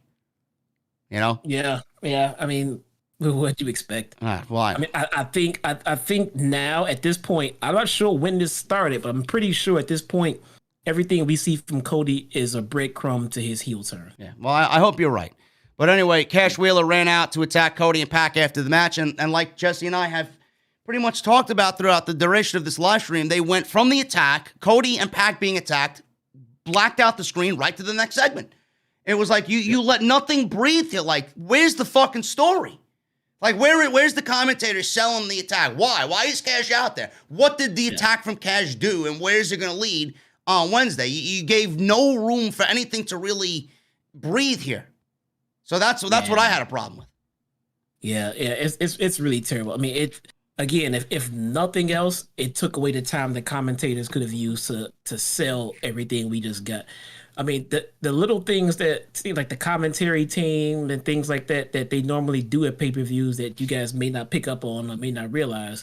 But after you get a bunch of stuff happen over the last 15, 20, 30 minutes, at the end of it, commentary will kind of recap it for you and basically give you the tidbits you should be hanging on to and what could come of it and what else is happening as they set up the ring, set up the promo package, and get ready for the next match. We didn't get that shit. It was get out of the ring and get the next one. Yeah, I didn't like that feeling, but hopefully we continue to see where this goes on Dynamite. I don't think this is over by a long shot, so hopefully they got something planned on Wednesday for Dynamite with these 4 guys. AEW Women's Championship match. Dr. Britt Baker, DMD versus Tay Conti. Tay Conti. I call her Tay Conti. Rich Ward from Fozzy. They actually got a legit guitar player to do a live guitar rendition of Britt's theme music. So that was awesome. Who was the guy that came out and did Jericho's? I have no idea who the fuck he was, but he wasn't a part of Fozzy. This is Jericho's guitar player. I thought that guy was Jericho's. I don't know who that guy was, but this guy, Rich Ward, is fucking awesome. So yeah, this guy was good. Yeah, this guy is a legit guitar player. I don't know about that other guy, but Rich Ward is the real deal. So he came out, he did a live guitar rendition of Baker's entrance. Great. And Tay Conti, Jesse, I want to make a brief mention here. You know, she had a nice little introduction herself. She looked like she's ready for a bigger role in the women's division. Just by the way she was dressed tonight, her appearance tonight with the Brazilian colors across her eyes, the way she had done her hair. She looked amazing tonight. She looked like a superstar tonight. She's trending on Twitter right now. Tay Conti is. For her performance alone, yeah. Oh, yeah. I mean, this was, you know, before we even get into what happened here, this was the best match that she's probably had. This was a fantastic showing for her. Yeah. I going into it, like everyone else, nobody thought she had a snowball's chance in hell of winning. But that didn't stop at least 2 or 3 spots of me saying, "Holy shit, she's gonna pull it off." Yeah, I felt the same way. There was she nailed Britt pretty good on a couple of finishing moves, and like, shit, she might have her. Yeah, it makes me wonder why she was let go from NXT. This is the perfect example of why NXT exists. Like people like this. I don't know how they didn't really see anything in her if she is progressing to be as good as she is right now. Don't ask me because that was Triple H's NXT that she left. Yeah. So I have no idea. Yeah, it's got to be something more to that because she's really progressing. She's one of those women that's on the roster that's, you know, started off a little rough. She just had that very amateur feel to her, but, you know, she's you're clearly seeing the work she's putting in and the fact that she's getting better and better every time she's out there. That's the thing I like most about that. But this was the best match of her life. Baker and Conti, they worked very well together. Like Jesse said, I don't think anybody believed Conti was going to win this match. Just like how everybody's like, oh, Liv Morgan's going to beat Becky Lynch when they feud for the title. No, it's not. Liv Morgan's not beating Becky Lynch. You just know when something is not going to happen. This was not going to happen tonight. Everybody knows that it's going to be Baker and Rosa's going to be the next champion. But as far as Conti, she had some nice offense. She had several clotheslines, some pump kicks in the corner on Baker. She followed up with a flying body press off the top rope. Baker countered a move off the top from Conti with a neck breaker, but Conti recovered, hit a forearm. Conti then tried a neck breaker, but Baker came back at her with a stomp to the head. So there was a lot of curb stomps in this match. Baker put on the glove, set up for the lockjaw. Conti caught her with a cutter and a pin attempt. Conti tried to get a pile driver or go for a gotch-style pile driver, but Baker countered with an air raid crash on the ring apron, which looked like it got Conti on the back of the head, and she flopped to the outside. It looked brutal. So after the air raid crash, Conti kicked out of the pin attempt that Baker went for. Baker then again went for the lockjaw, but Conti slid under the bottom rope. And then Conti almost won the match after hitting her TKO. And that was one of the pinfall attempts that I'm like, oh, well, we could have a new champion there. I'm surprised, they gave us that type of near fall finish there. But Baker kicked out. Baker hit a kick, but Conti countered with a thrust kick. She then hit the gotch-style pile driver, and that was the second pinfall attempt that Jesse talked about, where I was like, oh, all right, now they're making a game out of this here. So we got a distraction from Rebel that allowed Jamie Hayter to attack Conti at ringside. Baker did the curb stomp on the steps, which looked great. I thought that was going to be pretty much the end of the story here for Tay Conti. Another stomp in the ring before trying to apply the lockjaw, but Conti rolled through to break the lockjaw attempt, so she still was fighting back in this match. Baker missed another stomp attempt. Conti caught her with a kick, knocked her to the ringside area. Conti then hit a moonsault onto Hayter and Rebel as Baker walked away.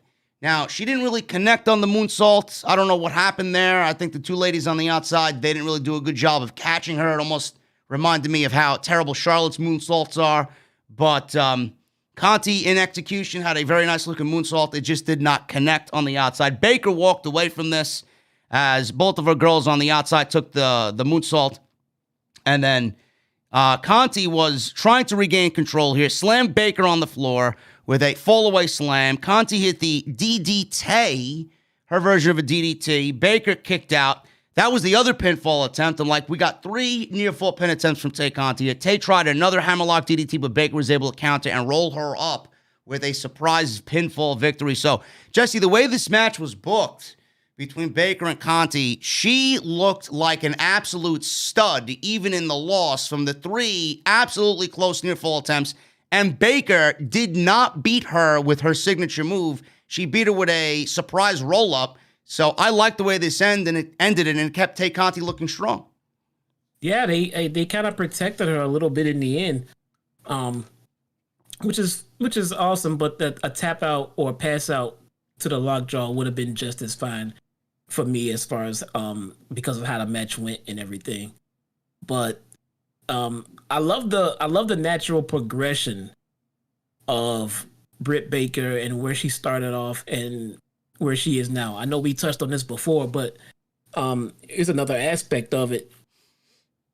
Britt Baker went from needing help in the ring to working with Thunder Rosa multiple times, and Thunder Rosa did such a good job of making sure she got over, and Britt Baker did such a good job of improving her in-ring work that now Britt Baker is in a position to help others put on the best matches of their career. You talk about this all the time about how Charlotte doesn't make anyone better in the division and everything else. Just showing up and having a good match yourself is not the only thing you need to do to help someone else get over. You need to make sure that they look like rock stars. And Britt Baker made sure that Tay Conti left this match a better wrestler than she was when she came into it.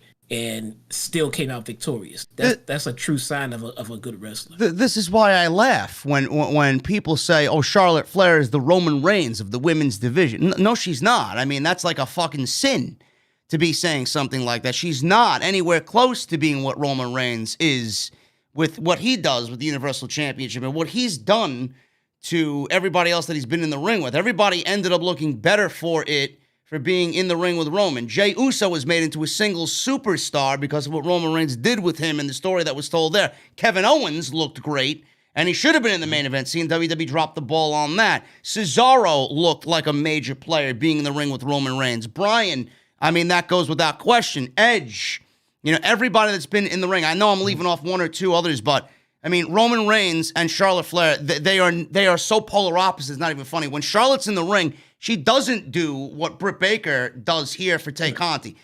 Charlotte should be taking moves like this. Charlotte should be on the receiving end of these close near falls, losing the championship, putting somebody over, and not burying them on any given night.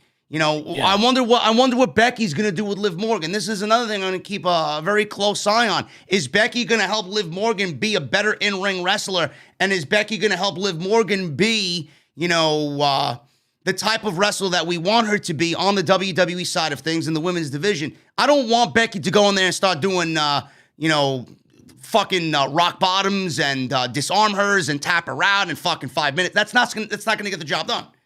We can't do that. We can't have Charlotte going in there and doing natural selection and then 1, 2, 3 moonsault this and that. No, you gotta put in the work to help someone else get over. Yeah, you can't go to someone else's brand, get yourself inserted into that brand's title picture, and then come out of it, and that person you went into the feud with looks worse, much worse than she did when you entered it. So, I mean, if Charlotte was really helping others get over, then we would not be buried to this current day. If Charlotte was Roman Reigns, then we'd have a whole fucking division of Charlotte Flair. Yeah. But we don't. We have Charlotte, Sasha, Becky, and we have Bayley when she's there, Asuka, and that's it. That's it. Look at all the young talent that you got that you haven't done anything with. I mean, I could sit here and talk about this for hours, but yes, Britt Baker, I 100% agree with you. She is now in a position to help others get over just based on what she has done for herself and how hard she's worked, and it's a great thing to see. Yep. CM Punk versus Eddie Kingston. This was the other match that I was looking forward to most on this show. Probably number one, honestly, and this had the shortest build of anything on the show. But that goes without saying. CM Punk and Eddie Kingston are fucking incredible at what they do, and they could sell me they could sell me anything, I'm walking on the streets of New York, and they come up to me, hey, and they can shill me anything, and I'll fall, all right, just give me, how much, Yeah. So Punk and Kingston, this was 2 weeks based off one backstage altercation and then a promo face-to-face that led to a verbal altercation and a headbutt from CM Punk, and then there was a backstage incident in the parking lot of one of the latest episodes of Dynamite, I believe, which was this past Wednesday. But the match itself, Jesse, I know you told me when it was over, it was too short. Do you still feel that way, seeing how the match transpired and how much actually went into it, how much physicality went into it? This was not a wrestling match, man. This was not supposed to be another Eddie Kingston and Bryan Danielson. This was a fucking barroom brawl. There was blood here. There was no technical fucking Bret Hart-esque wrestling moves in this thing. There was blood. This was a fucking straight fight from somebody, or two guys rather, that don't like each other right now. And why they don't like each other is because Eddie Kingston thinks CM Punk is a bullshit artist and he doesn't want CM Punk in AEW. And Eddie Kingston's out here saying the locker room is too afraid to speak up, but they say the same thing that I'm saying to you. They don't want you here. They're too afraid to say it. This was about the aura of CM Punk and Eddie Kingston standing up for what the locker room is afraid to say, and it led to a big blood fight. Yeah, this match was all about, it was short.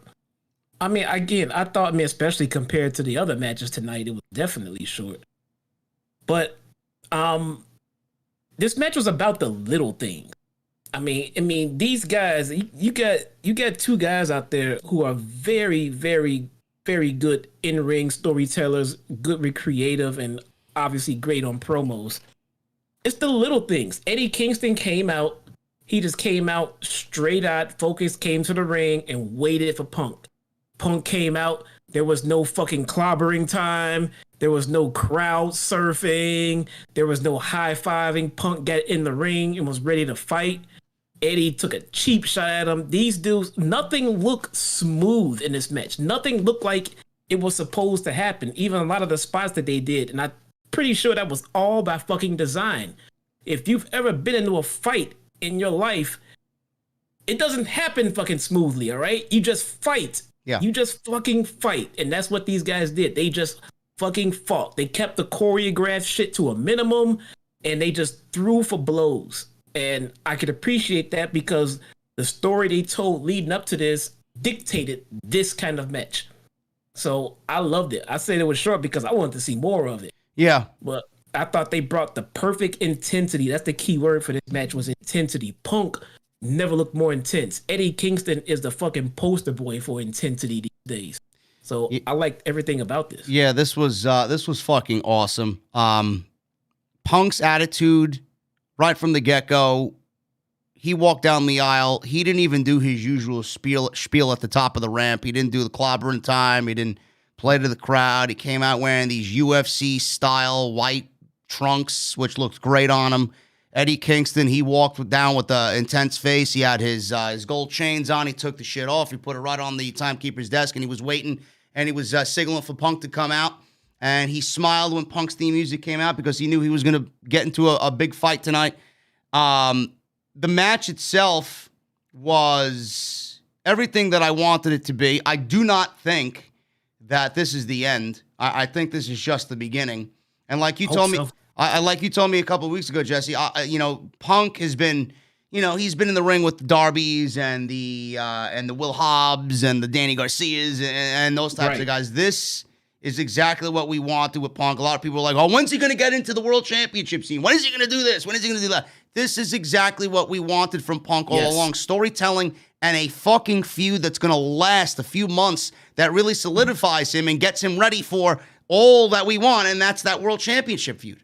Yeah, this is exactly what we were talking about back then. We wanted something. We wanted Punk to get a feud that he can just sink his fucking teeth into. He's been getting in these feuds where it's like, hey, I'm CM Punk and I'm back and I want to wrestle you because I like you. Like, hey, let's wrestle. Let's shake hands and hug and kiss afterward and everything else. I'm waiting for Punk to get into a fucking fight where someone can't stand his fucking guts. Yeah. Bobby Fish couldn't do that for me. Didn't feel it at all. Eddie Kingston brings that fucking intensity. He's believable, and I believed every fucking thing he said and did out there. Yep. And this match started off with the bell didn't even ring, and Eddie Kingston delivered a spinning back fist to CM Punk, nailing him in the face, nearly knocking him out. He laughed at it. Punk was flipping him off. The bell rang. Fight was on. These guys were on the floor, and it was getting intense already. Punk hit a charging knee in the corner. Kingston came back with an exploder suplex. That's pretty much the extent of the wrestling moves that we've seen in this match. There was maybe an enziguri later on from Kingston in the match. Punk came back with a clothesline. Crowd booed Punk at one point in this match as he punched Kingston from a mounted position. Punk hit some kicks to Eddie Kingston's chest. Kingston countered with a poke in the eye. They fought out on the apron. Punk caught Kingston with an enziguri. The fans were going crazy at this point, booing both men, cheering both men. Very split, 50-50 crowd. Both guys are, right now, at least Eddie Kingston's a babyface. Everybody loves Eddie Kingston. It's very difficult to hate Eddie Kingston. Nobody's going to hate on CM Punk, being that he's just back initially after 7 years. So the crowd was, into this completely after feeling a little dead the last two matches. And the energy was there. There was a big both these guys chant. And Kingston sent Punk into the ring post. Punk got busted open. So obviously, in typical Eddie Kingston fashion, he takes Punk's blood and wipes the blood of Punk on his own face, which was great. Cheered. Yeah, that got cheered. Kingston went for a pile driver on the floor. Punk escaped with a backdrop. Punk kicked Kingston with a flying clothesline off the apron. And then this was my favorite part, one of my favorite parts of the whole night, because the camera did not stray away from looking at CM Punk during this. Back in the ring, Punk hit John Cena's back suplex in the same way Cena did it, and then he held up his hand as if he was about to do the "you can't see me," and then drop a fucking five-knuckle shuffle. Jesse, I thought he was going to deliver the five-knuckle shuffle. I would have laughed my fucking ass off if he did it. And you know what? He would have got fucking cheered for it. He's getting ready to. He did the shoulder charges first, too. You know, he got all geared up with the 5 moves of doom, man.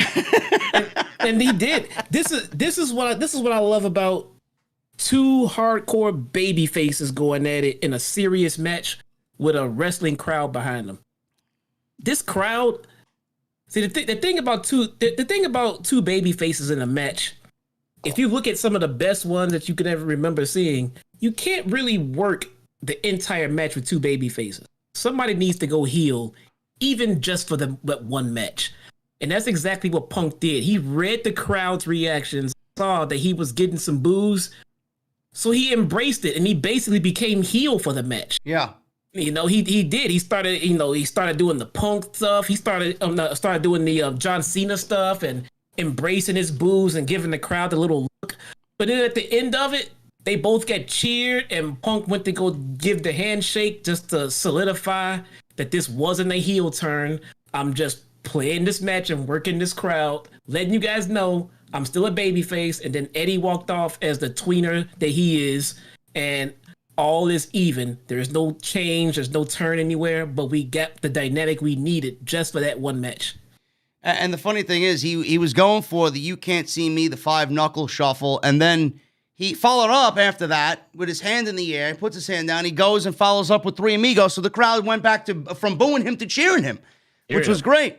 So Punk went to the top. Kingston caught him up there. Kingston was nailing Punk with some punches and delivered a superplex. Both guys pulled themselves up in opposite corners. They charged into the center of the ring. They were exchanging punches. This was an absolute fucking brawl. Had everybody on their feet. They got winded from punching each other so much, back and forth. So Kingston signaled that he would go for the GTS, and Punk caught Kingston with the GTS instead. Punk was too out of it to go for the cover, so both guys were out against the ropes. Kingston went for a spinning back fist when he got up. Punk dodged it. He elbowed and kneed Kingston. Punk hit the GTS and got the 1-2-3. Absolute barroom brawl. Excellent stuff. Like Jesse said, after the match, Punk extended his hand to Kingston, and Kingston walked away, pretty much solidifying what I do think these roles are going to be when it comes to Punk and Kingston. Punk's going to be the babyface, and Kingston's going to be the heel. And I could see this being one chapter in a long chapter of things, Jesse. I mean, my brain was working overload during this thing. I know we talked about Moxley, and Moxley's not going to be back anytime soon. He might not be back at all the rest of this year. We might not see him at least till Revolution, and that's being generous. But I could see this being prolonged till then, and these guys feuding till then. I could see Punk versus Moxley. I could see Moxley versus Bryan. I could see Punk and Bryan teaming up, because that's exactly what they want. They've mentioned that several times. I could see those 2 guys teaming up against Kingston and Moxley. It's fucking crazy. Yes. That's the money match right there, too. I would love to see that. Everybody, first off, any and everyone would love to see Punk and Bryan team up. I mean, I don't really care if they face fucking 2.0. It doesn't matter. But teaming them up and then putting them against Mox and Kingston, that's a main event right there. That's crazy.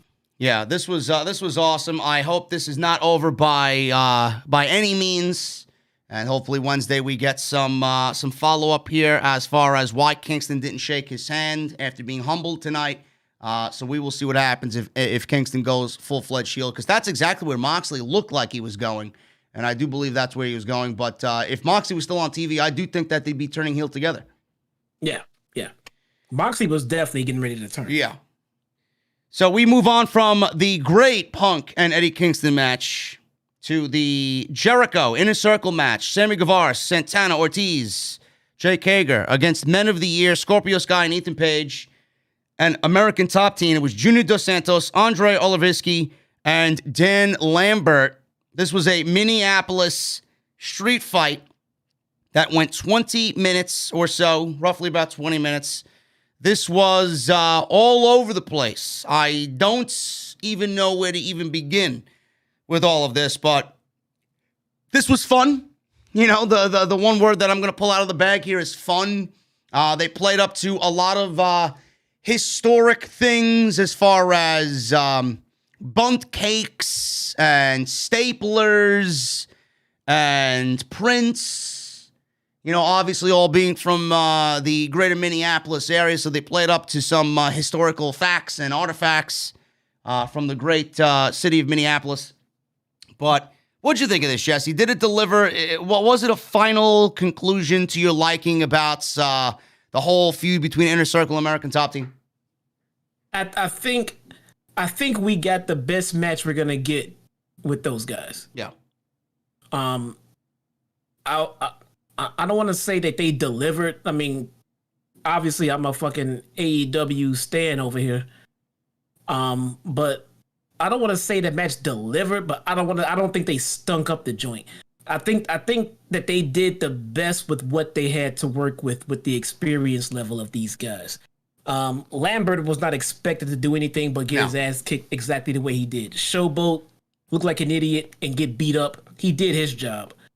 The UFC guys, calling them green is too much of an understatement. Yeah.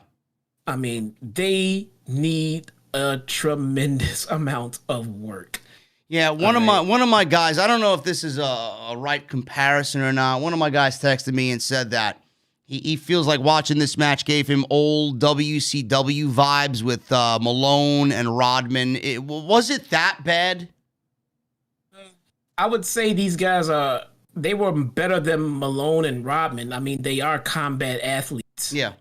I mean, let's not strip everything from it. They're not basketball players. But at the same time, you can tell that they were going out of their way to try to not hurt someone. And when you do it that way, it just looks so unnatural. I mean, these guys are legitimate deadly killers. And they were out there trying to not hurt people, which is obviously the right thing to do. But they just don't have the coordination to pull it off and make it look seamless yet. So they look like anyone else who's new to a wrestling ring in green. It just didn't flow very well. They didn't know what to do with their bodies in between spots and moves, and it just kind of looked awkward because we're used to seeing the top of the top. We were watching an AEW pay-per-view with Hangman Page and Kenny Omega and Bryan Danielson and CM Punk and Eddie Kingston. These guys are gonna stick out like sore fucking thumbs working on the same car. Fantastic world-class wrestlers right here, and it showed. Yeah, you know, I wasn't too thrown off by Junior Dos Santos. I think he was better than the other guy.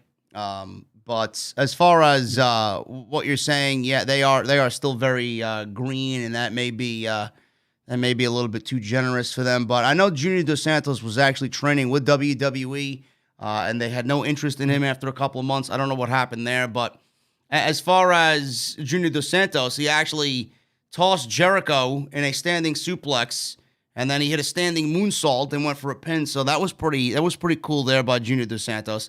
Jericho's down. Obviously, Dan Lambert sees an opening, so he tagged in. He slapped Jericho around in the face. Jericho got up, and a big brawl broke out between these teams. Now, Jesse, the match actually started out with tags, but this was a Minneapolis street fight. Why do you think AEW allowed these guys all to stand on the apron like it was a traditional Survivor Series match with tags, and then all of a sudden it broke into like this big melee and big brawl? Why did they start out that way? I'm not sure if they forgot. Maybe. That it was a brawl. Maybe that was it. But at the same time, it would be a much easier way to introduce these guys to the match. Yeah. It's a much easier way to protect them and things like that. But yeah, it didn't quite make any sense as they're standing waiting for a tag. Why? They don't want to get DQ'd? You know. Now that we talk about it, it actually looked a lot better coming off on television the way that they did it tonight, instead of having all 10 of these guys in the ring and then we just get a fucking clash of two teams battling it out, fucking 10 guys battling the ring. It was a nice, like you said, it was a nice way to slowly kind of lead up to that and kind of disperse everybody where they need to be late in the match. So I don't really mind it, and I wonder if Jericho was actually the one to come up with that and really kind of start the match that way.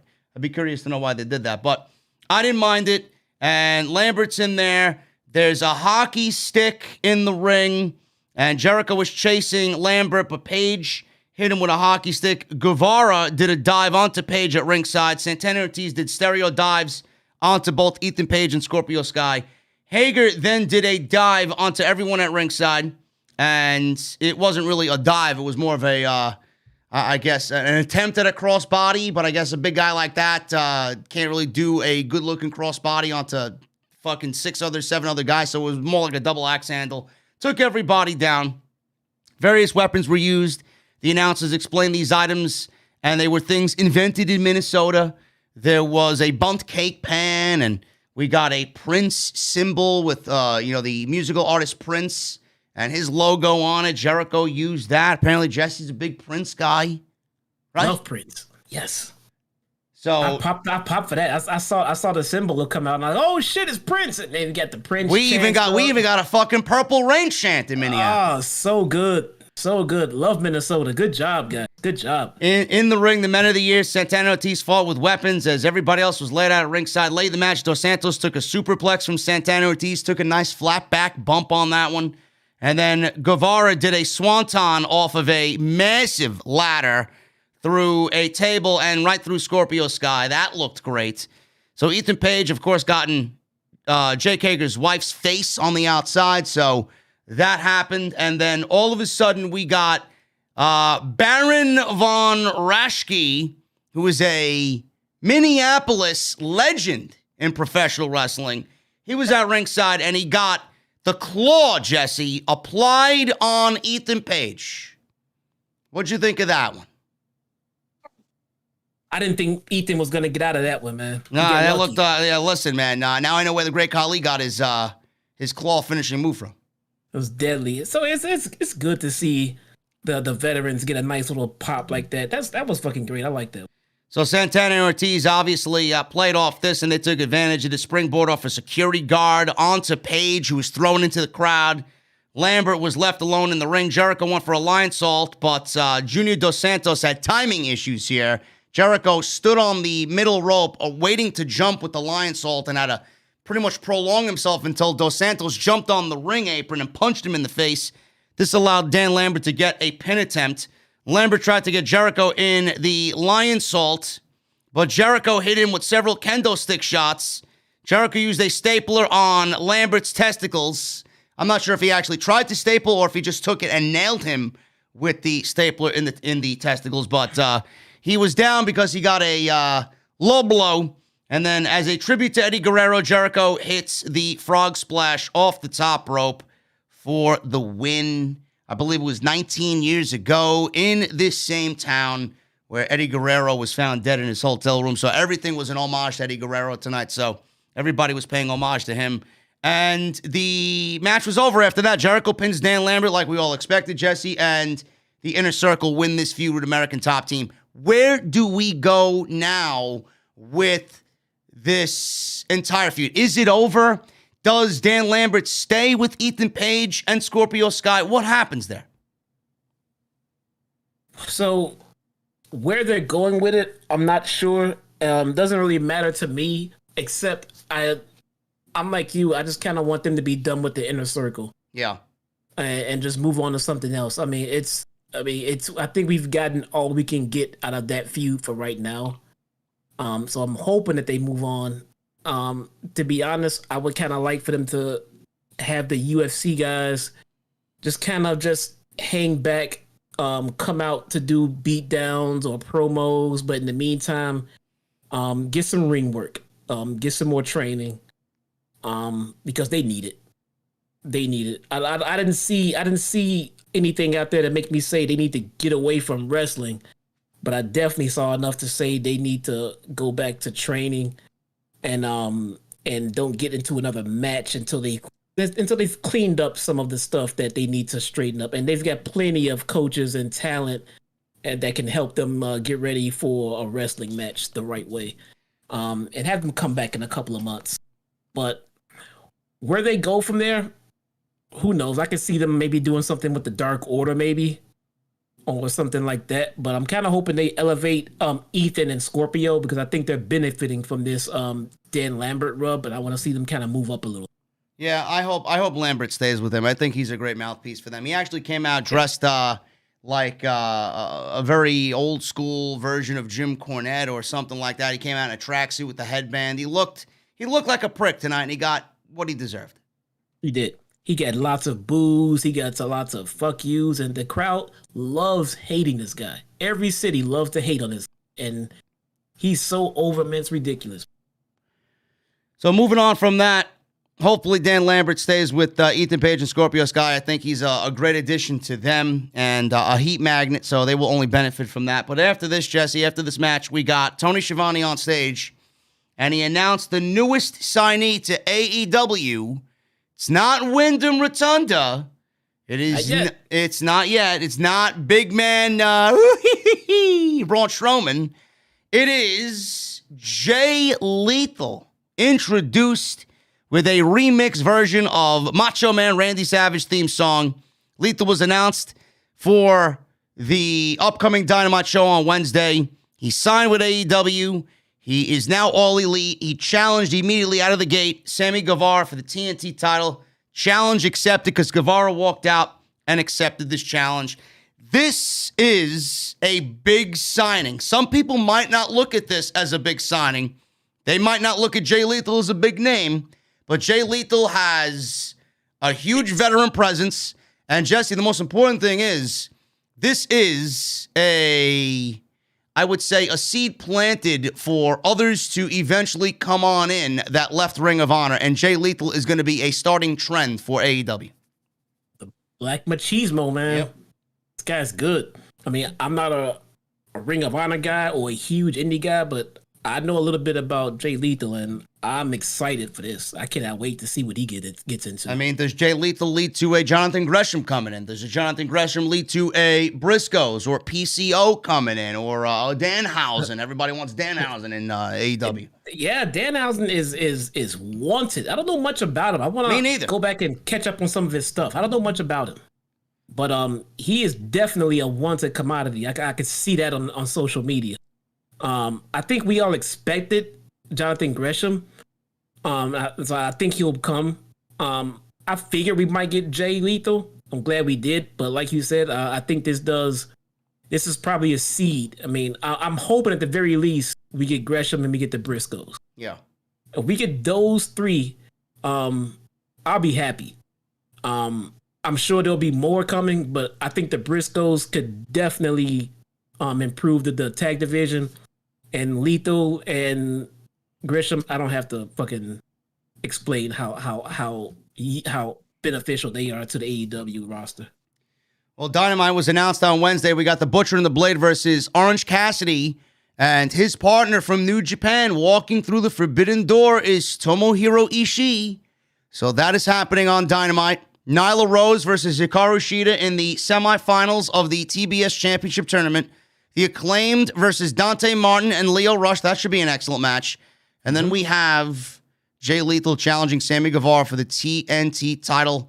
And we got more announced. Supposedly, Tony Khan was going to announce more matches on the post-show scrum tonight. So Dynamite's looking up, shaping up, I should say, to be a must-watch show on Wednesday night. So I'm very much looking forward to Wednesday's show.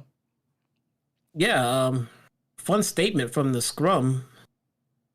Sean Ross Sapp says that Tony Khan tells him that Jericho was always planned to be the first AEW champion over Hangman Page.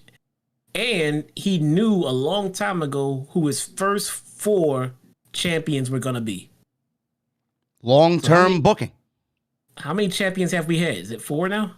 Jericho, Moxley, Omega, Page. Page, yeah. So he knew right away who the first 4 were going to be, and that's what we got. So let's see what's next. And I'm predicting the next 2, MJF and then CM Punk. Yeah, I don't know about Punk. I think it depends on what Punk wants to do. Does he want to be a title holder? I mean, you know what I'm saying? I don't know if he wants. I don't know. I mean, listen, 2 years, 4 champions. I like it. That's the way I would like it to be because it presents a prestigious title. Yes. So absolutely. Tony Khan, the fact that he came up with the first four before AEW even started, I love it because the guy has a vision, and you got to respect that. Mm-hmm. Kenny Omega, main event, AEW World Championship. Kenny Omega defends against Adam Hangman Page. This is a year of long-term booking. 1 year to the day. What? Yes, it's a foreign language. I know. You've been watching too much Bruce. I get it.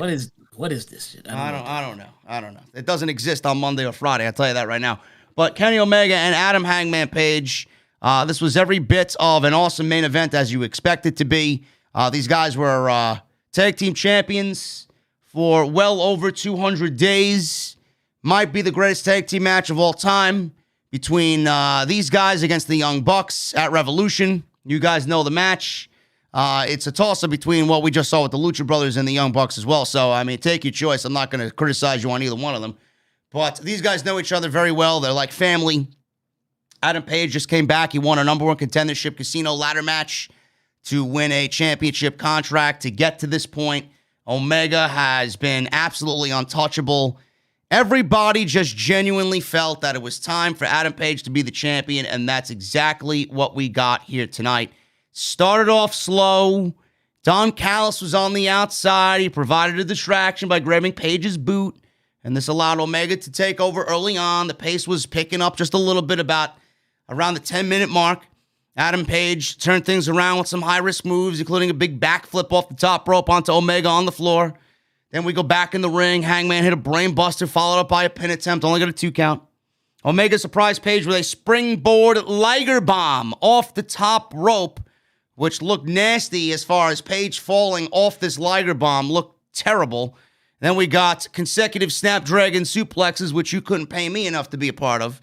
Omega hit another Snapdragon, but this one was on the ring apron.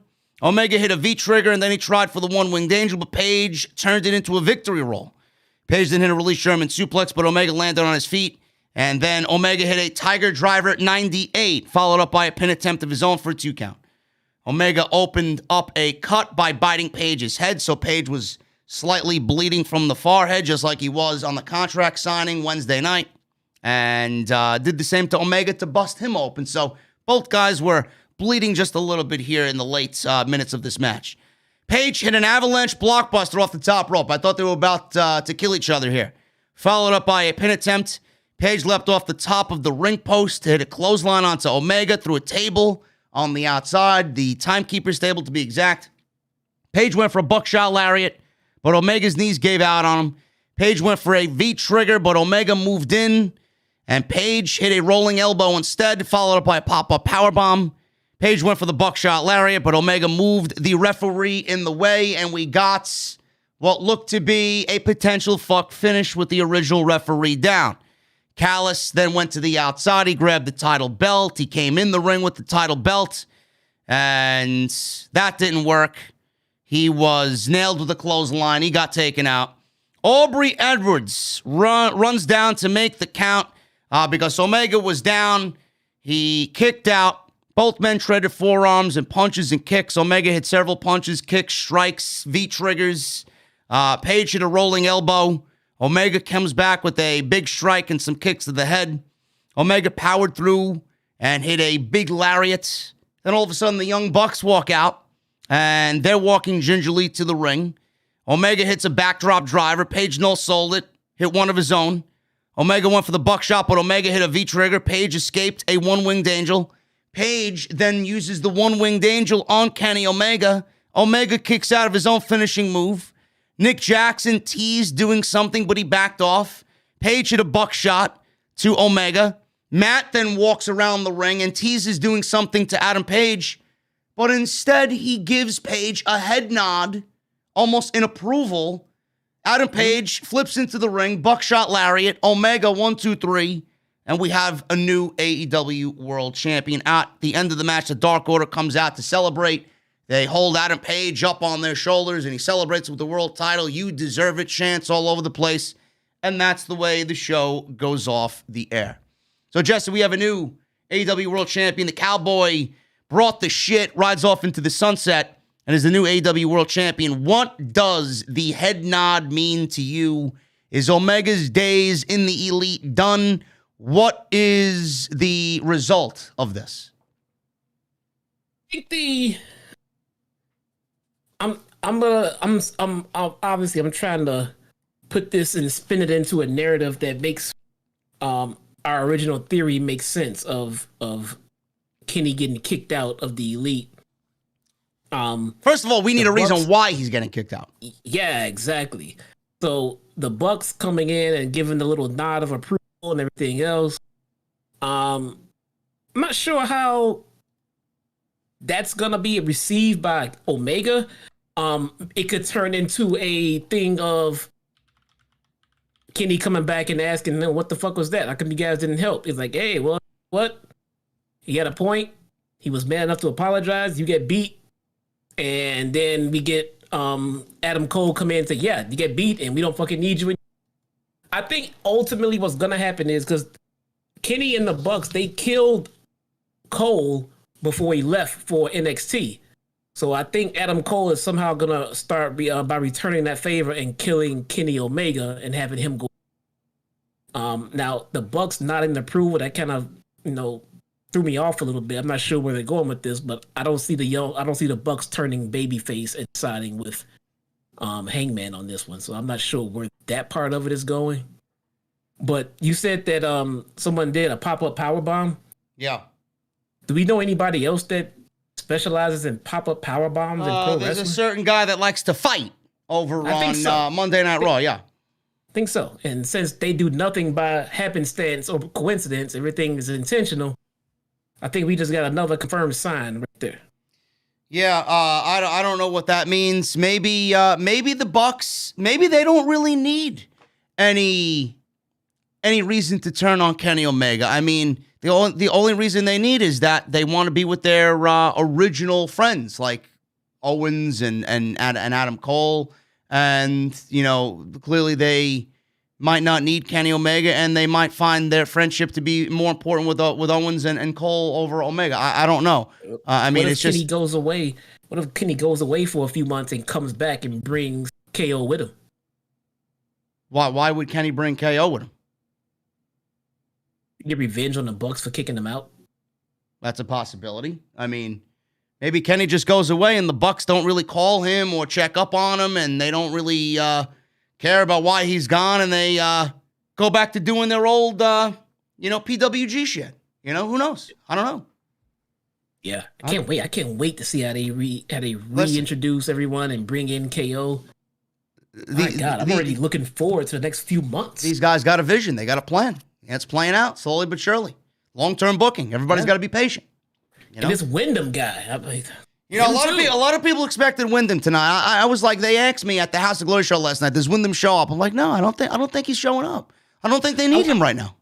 I wasn't expecting it, but unless you guys have been not paying attention, we've been getting some sort of debut on AEW pay-per-views for a little while.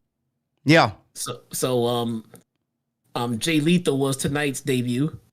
I thought we might get Wyndham. He could come soon. He might come at Revolution. Who knows? But they're bringing this guy in. Clearly, they're bringing him in, and we're not gonna know. And that's how they get us, because they know that we know that we're getting Wyndham. We just don't know when. Same thing. We knew we were getting Bryan. We knew we were getting Cole. We didn't know when, and we definitely didn't know we were getting them on the same fucking night. Yeah. So that's how we get our surprises. We gotta know we're getting these guys. We don't know when. It'll be when we least expect it to. Yeah, there's just so many people out there. KO, Kyle O'Reilly, fucking Cross, Keith Lee, Wyndham. I mean, is Tony Khan? Does Tony Khan have an unlimited fucking bank account? That's what I want to know.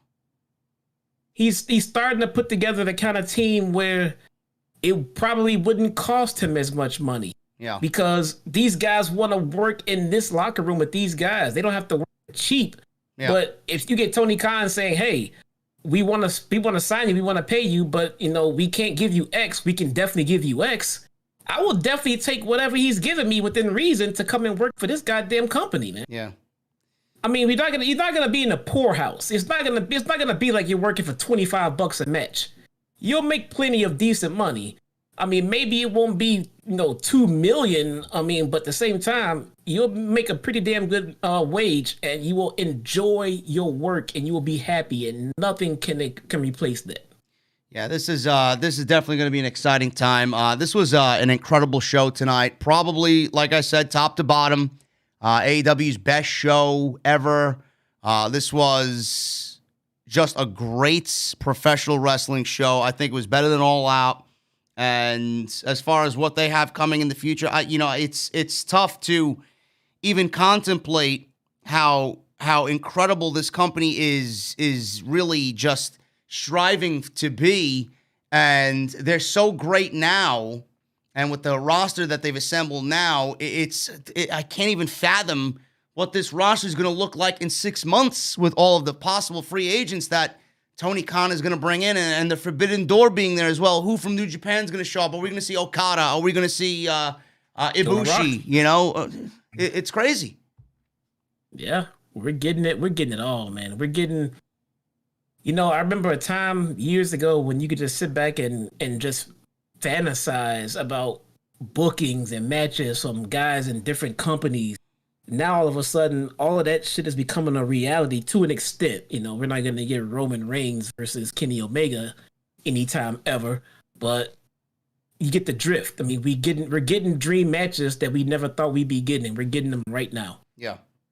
Yeah, it's a great time to be an AEW fan, guys. If you're not watching the show, I don't know what you're doing. If you're criticizing the show and hating the show just to be one of the cool kids on social media, or what I like to call a fucking idiot on social media, then you are completely doing yourself a disservice. So AEW right now, killing it as always. And I'm very happy that Tony Khan is leading the company the way he is. Creative, long-term booking. He's got dream matches for fucking years to come. He's doing the thing. And I'm very happy. Guys, we're going to go over the Super Chats in just a second. I want to thank you guys for making us number one all night for this Full Gear post show. Make sure you guys get them on in. The bar is calling last call, man. It's 2:30 in the morning, and we want to get the fuck to sleep. Seriously, it's been a long night. So make sure you guys get those Super Chats in. Hit that thumbs up. We are literally 150 away from 1,500 likes in the chat, so make sure you guys do that. Also, hit that join button and become a VIP right here on Off the Script. Ryof Wildfire with a $4.99 Super Chat. Long-term booking also goes to who schedules AEW traveling, as I can't wait to welcome the Cowboys. He's coming home with the gold in Virginia. Let's go. Yeah, like Jesse said, I didn't even realize that he was going to be in his hometown the following Wednesday. God, that would have solidified it right there for I me. know. Did not know until they actually mentioned it at the end of the show. Stick World Mayor with a $2 Super Chat. The venue is open. We are live. You fucking better believe it, man. Thank you so much. Micah with a $1.99 Super Chat. AEW just put on the best pay-per-view I've seen in years. You're not the only one who thinks that, brother. Stick That World. reminds us of the takeover days. Remember, every time we did a takeover review, this was the best takeover ever. Yep. Now listen, AEW pay-per-views are the new takeover. Yeah. Stick World Mayor also becomes a new member in the venue. What are you drinking, man? Round is on me. Saints 2025 $4.99 Super Chat. Best ending to a pay-per-view ever. I don't know about that ever. I don't know. Yeah. I like the all-out ending better when we get Bryan and fucking Adam Cole. I don't know about ever, bro, but maybe awesome. The best since All Out. Yeah, I'd say yeah. Michelle Moran, $2 Super Chat. Fantastic pay-per-view. Home run by TK. Wrestling at its best. Jesus with a $19.99 Super Chat. Got tears in my eyes when I saw the Lucha Brothers tribute to Eddie, when El Idolo got pinned, and when Hangman finally won the belt. What an amazing show tonight. Can't wait for Dynamite. Should be a great one, man. Thank you so much for your 20. Vincent Tarantini becomes a new member. Thank you, brother. What are you drinking? King James 601 becomes a member for 5 months. Thank you for your resubscription, bro. The Bucks give Adam Page the nod of approval. Hoyt Reynalda with a $4.99 Super Chat. Long-term booking. Bruce, take notes. The main event is how it's done. 2 years in the making. Do you think the Bucks will join Hangman as a face? No. No. I don't think that's going to be. Bucks are going to continue doing their Super Elites or SuperKliq thing. Sam Meck with a new membership. Thank you, brother. What are you drinking? Tony Brown. I'm sorry, Jesse. We're going to say something. Peach Crown. Peach Crown. Yep. I haven't had the Peach Crown. Good stuff, man. Good stuff. Tony Brown with a $4.99 super chat. Couldn't find you Friday. I tried. Tony, I was doing the House of Glory show, brother. There was no live stream on Friday. I tried. Jay Lethal said he used to date AJ Lee. Wonder how he and Punk will get along. They are both blessed men. I did not know that he dated AJ Lee. I didn't know that either. I'm sure Punk doesn't care, man. He's now married to Miss April. Are we ever gonna get Punk versus Cabana? Maybe. I don't know.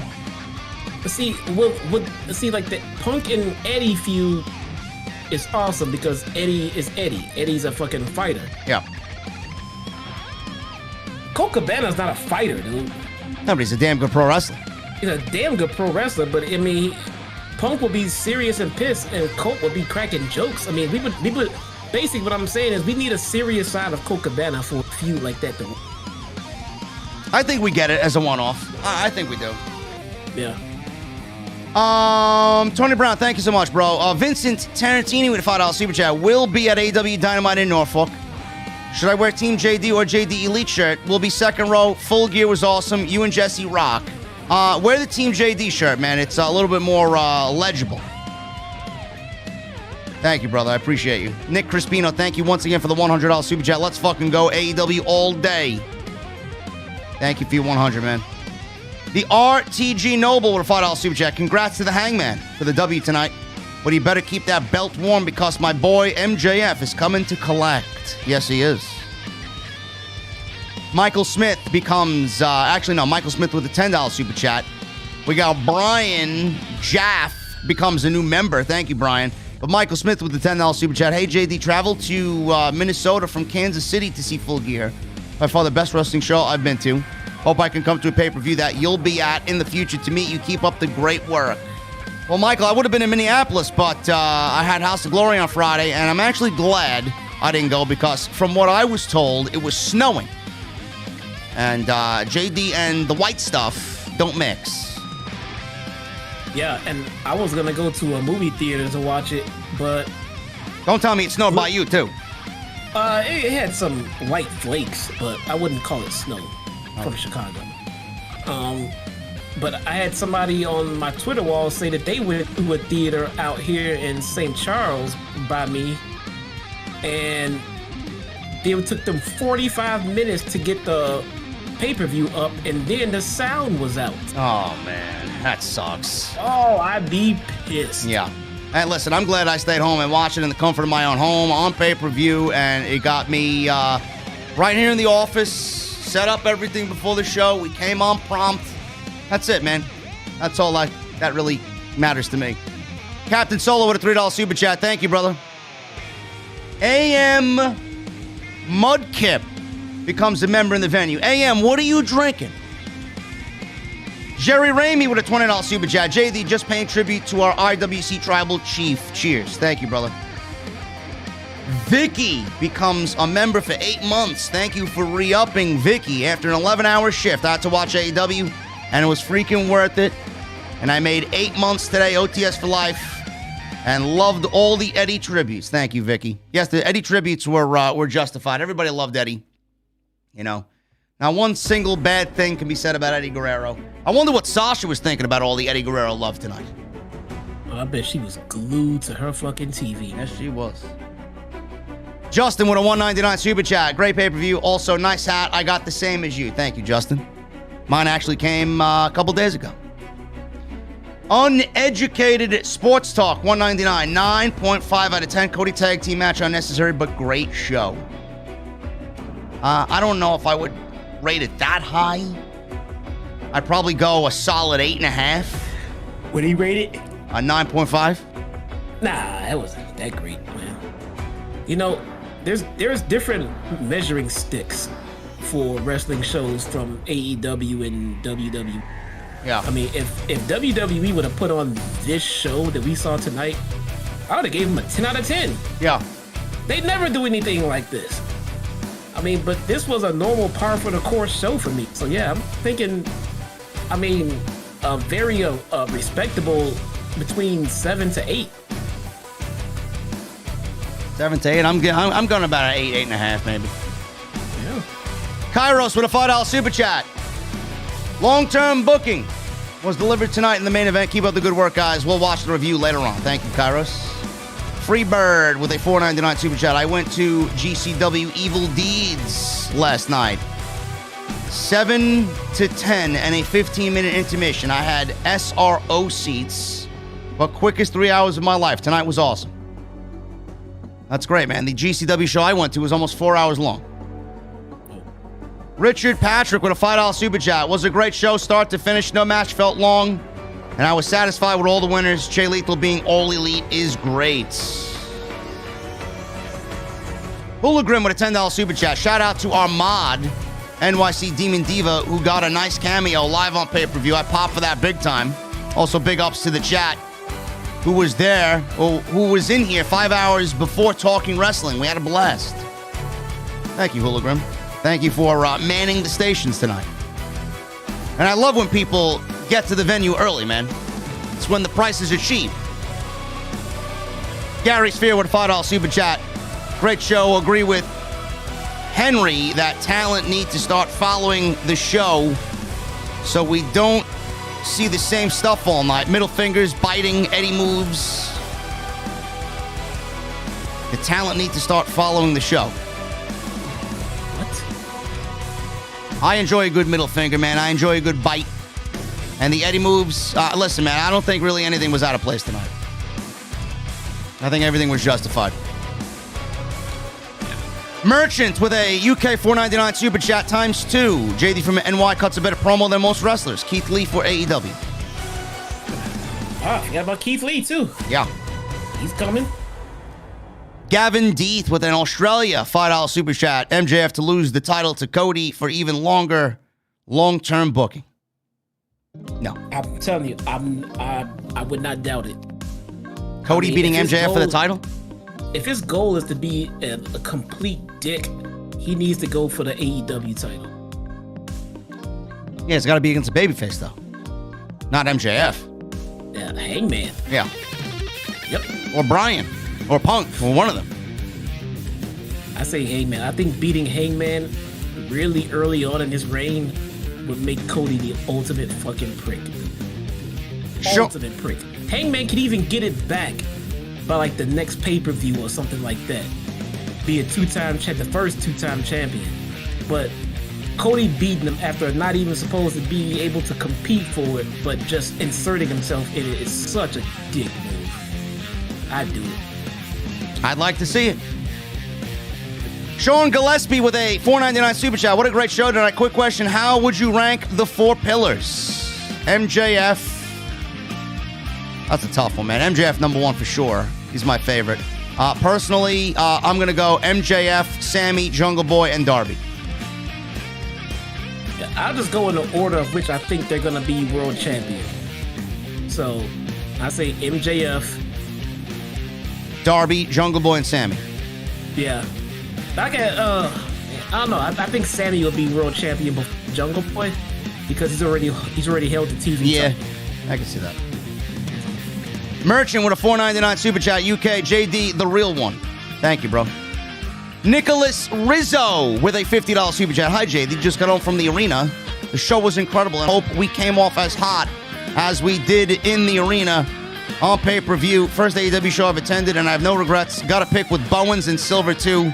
Thanks for all you do. You're the king of the IWC. Thank you, Nicholas. I'm glad you had a good time, brother. AEW does a great live show.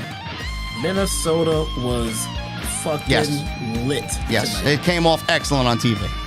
Fantastic crowd. Trey Van Garrick with a $4.99 super chat. I wouldn't even put MJF in the title picture until the summer. MJF should get Punk at Revolution and give him his first loss. Imagine the heat. I can see it. I would love for these guys to take as long as possible before they make it to the top of the card. Once you make it to the top of the card, there's nowhere to go but down. Yeah. I mean, it's something that everyone has to deal with eventually, But before you get there, then you're only on the uprise. You can only get better. You can only get better. You can't get stale waiting too long. That is a possibility. But once you get there, there's nowhere to go but down. Dave Tatum with a $10 super chat. Superb wrestling show tonight. AEW all day long. Big up to JD and Jesse. Best team in the IWC. Well, thank you, Dave. Thank you. Tyler Brittingham becomes a new member in the venue. Tyler, what are you drinking, bro? And don't tell me a fucking Shirley Temple, okay? Alex Perez with a $19.99 super chat. Good beer, good food, good wrestling, and OTS. Now that's cowboy shit. Thank you, brother. I enjoy a good cold one and some good food. Todd Twiley with a $9.99 super chat. MJF and Darby standing ovation for both. Love fans playing along with MJF, but really love him. MJF is awesome. So good. Jedi Joker with a $5 super chat. Pillars of the women's division. Britt Baker, Thunder Rosa, Hikaru Shida, and Chris Statlander. Thoughts? Also, fantastic show and review tonight. That's a good pillar. That's yeah. A good four. For now. Yeah. Jerry Ramey with a $10 super chat. JD, Adam Page is an authentic face in wrestling right now, so imagine the heat if MJF takes the title off of Page. That's what I just said about Cody doing it, though. Yeah. I think if Hangman holds on to the title time like he should and drops it, it would not come off as impactful as it would if Hangman held it for just a few weeks and then Cody comes along and gets himself a title match. And well, we'll see what happens on Wednesday. I think Wednesday's a good indication about who's going to be throwing their name into the hat for Page. I see, like I said before, MJF showing up and just kind of ruining the celebration. Yeah. Original Blue Jay with a $5 super chat and no message, bro. Don't be shy here. But thank you for your $5. Golden Boy with a $5 super chat. Page is the champ now. Will eventually lose to MJF. Will MJF's title reign be a lengthy one? Yes. I hope so. Yeah. Also, when MJF loses the title, who do you think he drops it to? Well, I mentioned CM Punk or Bryan Danielson. So I think either one of those two guys, really. Yeah. Oh, listen, man. You know, you want to put Darby in there and have him take the title of MJF? I'm with that too. Or Jungle Boy, whatever. That'll work. Osakui, thank you, brother, so much for the $500 super chat, man. Holy shit. Still can't believe that, man. Todd Twiley with a $2.99 super chat. CJ is Miro's new god because he's been forsaken. And then he says Cargill needs to lose. Go away, Heat. Too green. Yeah, she is kind of green. I don't know, man. I hope she can get to where she needs to be, but right now, too green. She ain't winning that tournament at all. She's gonna lose to Thunder Rosa, no question. Yeah, they gotta do something with her. Yeah. I don't know if it's that manager or the lack of push. Yep. But she started off strong, came off as a dominant force, and yet here we are, a year later, and she's just beating Jobber. Yeah. So at this point, it's great to build her up to get her to a point, but at this point, that's all she's doing. So clearly, she's lost all momentum. They gotta figure out something with Jade. It's not working anymore. Yeah, I was impressed, and I'm not so impressed anymore. Yeah. She poses in most of her matches. That's all she does. That's just the lack of knowledge and the lack of in-ring skill. So she's compensating, or overcompensating. Jericho 8131 with a $5 super chat. Going to my first AEW show on Wednesday, and we'll be sitting front row. Could be more excited to be going after such a hot, solid pay-per-view tonight. Bro, listen, bring some off-the-script merch or some signs, bro. Represent. Thank you for your $5. CPA with a $5 super chat. Outside of the LB FTR ending, Lucha Brothers and FTR ending, I definitely got my $50 worth. Match of the night for me was Punk vs. Kingston. 9.95 out of 10 show. Full Gear 2021 is greater than Survivor Series 2021. It's not even a fucking question, bro. Survivor Series is looking awful. King Mo with a $1.99 super chat. Congrats to Paige. OTS for life. Good episode, bros. Thank you, King Mo. DX for life with an Australia mate. $5 super chat. Man, AEW continues to outdo themselves. I don't remember a pay-per-view as complete from top to bottom like this in so long. Told you. On paper, it looked great. It delivered in every way. Todd Twiley with a $2.99 super chat. Cody is a face on after shows on YouTube. Smarks. Is he? Ooh. Cody? He's a face on the after shows on YouTube? I don't know. I don't watch the after shows, man. What after shows? I have no idea. The fuck is the after show? The media scrum? Maybe. This is news to me. Kenny Omega Goat with an Australia Mite, $7.99 super chat. I think the issue with Cody turning heel is that the Nightmare Factory would have to turn as well. AEW might try turning them all slowly. Who gives a shit? Yeah. Fuck the Nightmare family. It's all about Cody Rhodes. Yeah. Lord Zero of House Fucks Given with a $2 super chat. Imagine if we had Moro calling these matches. I know. I've given up on that dream, though. Lord. What's up, James? $10 super chat. Jerry, I don't know if you saw the tweet at you and Jesse last night, but I grim, LOL, hard in the hog shot. Also, this pay-per-view was worth every cent, as was the hog, ready for December 11th. OTS fam and Osakui, much love. I haven't watched the hog show back, bro, because the apparent headset that I got was a fucking piece of shit. And it ruined my commentary, to be quite honest with you, man. I'm better off bringing my own fucking shit and plugging it into their goddamn, whatever they gave me. Shit was awful. All I heard was texts from Hodge, and I got texts from my boy Isaac, and I got texts from Jesse. I'm not coming through. I'm glitching. I'm this. I'm that. I'm cutting in and out. I'm like, the fuck do I work for? What do I work this hard for? You sound like you were cutting out bad. You sound like me here. Jesus Christ. I'm going to tell them that next time I see them. I don't know if the mic was spiking or what, because sometimes it will cut out a lot when you shout it. Yep. Well, it could have been the mics, too. I don't know what it was. Yeah, those headsets were trash, dude. It had to be the headsets. Yeah. Thank you, James. MGM Bowling with a $9.99 super chat. Great show tonight, JD. AEW really disappoints if ever became a member the other night because you entertain the hell out of me and keep me distracted from the bullshit in my life. Cheers, brother. Thank you, MGM. The venue is a great place to be, bro. If you guys want to clear your mind. Todd Wiley with a $2 super chat. Where did Todd Wiley go? There he is. Cody is a face in the no. He said, Inner Circle should have been an elimination match. We would have been here for another fucking 30 minutes, bro. Yeah, dude. I mean, come on. Indigo becomes a member for 16 months. Thank you for re-upping, Indigo. Hey, JD and Jesse, much respect. Full Gear 2021 will go down as one of the greatest pay-per-views AEW's put together. Thank you for everything you do for us. Thank you, Indigo. Maybe one of these weeks, man, you'll come to a House of Glory show. Captain Solo with a $5 super chat. How long before we start talking about Malakai Black in the championship picture? He's another one. Oh, yeah. Very close. Yeah.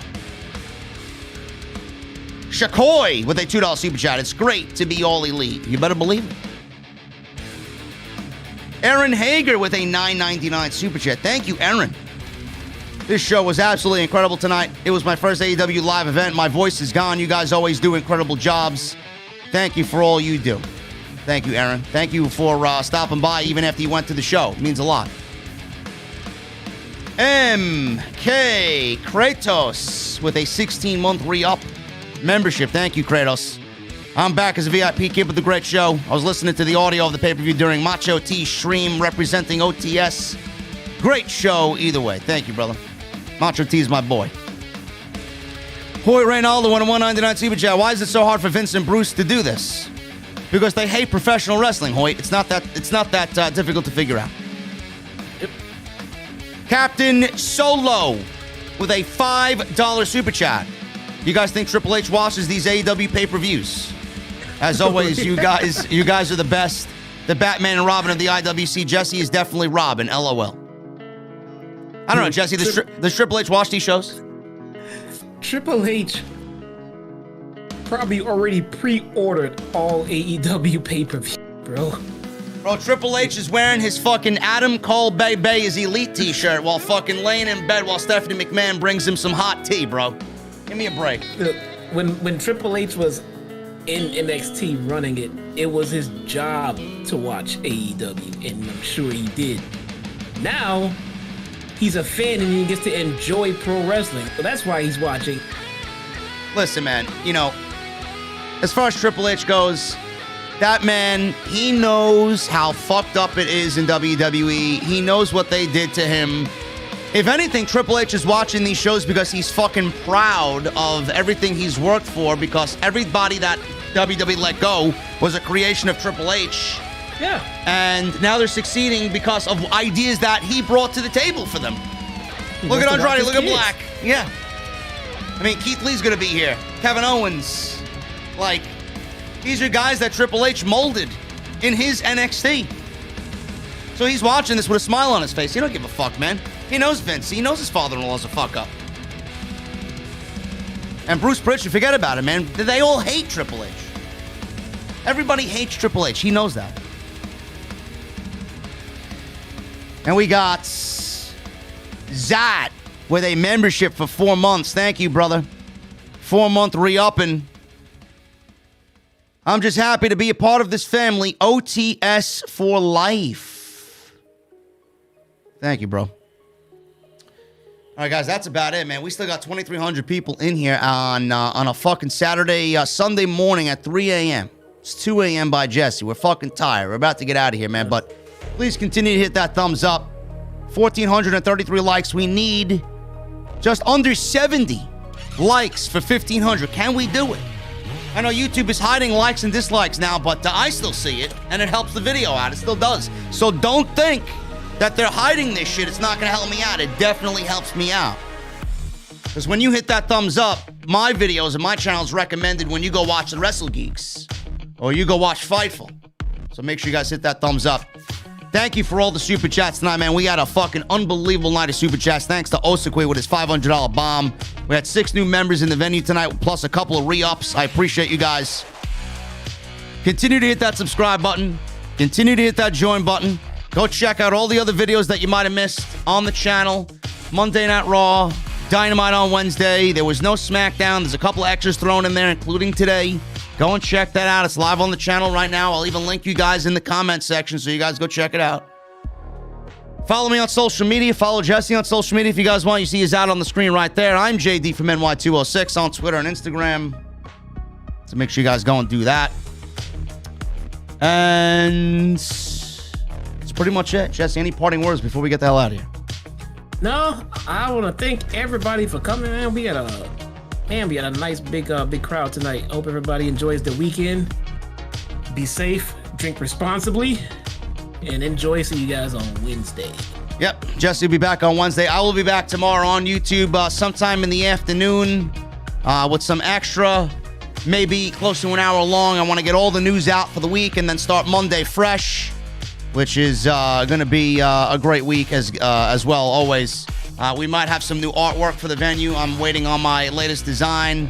It's going to be great. I don't want to let anybody know anything, but the VIPs know. It's going to be awesome. I can't wait to unveil it for you guys. But listen, you know what time it is, man. I need 2 things for you in the chat. Number 1, I need those guitar emojis. And number 2, if you got them, if you're a VIP, I need those Mustangs in the chat.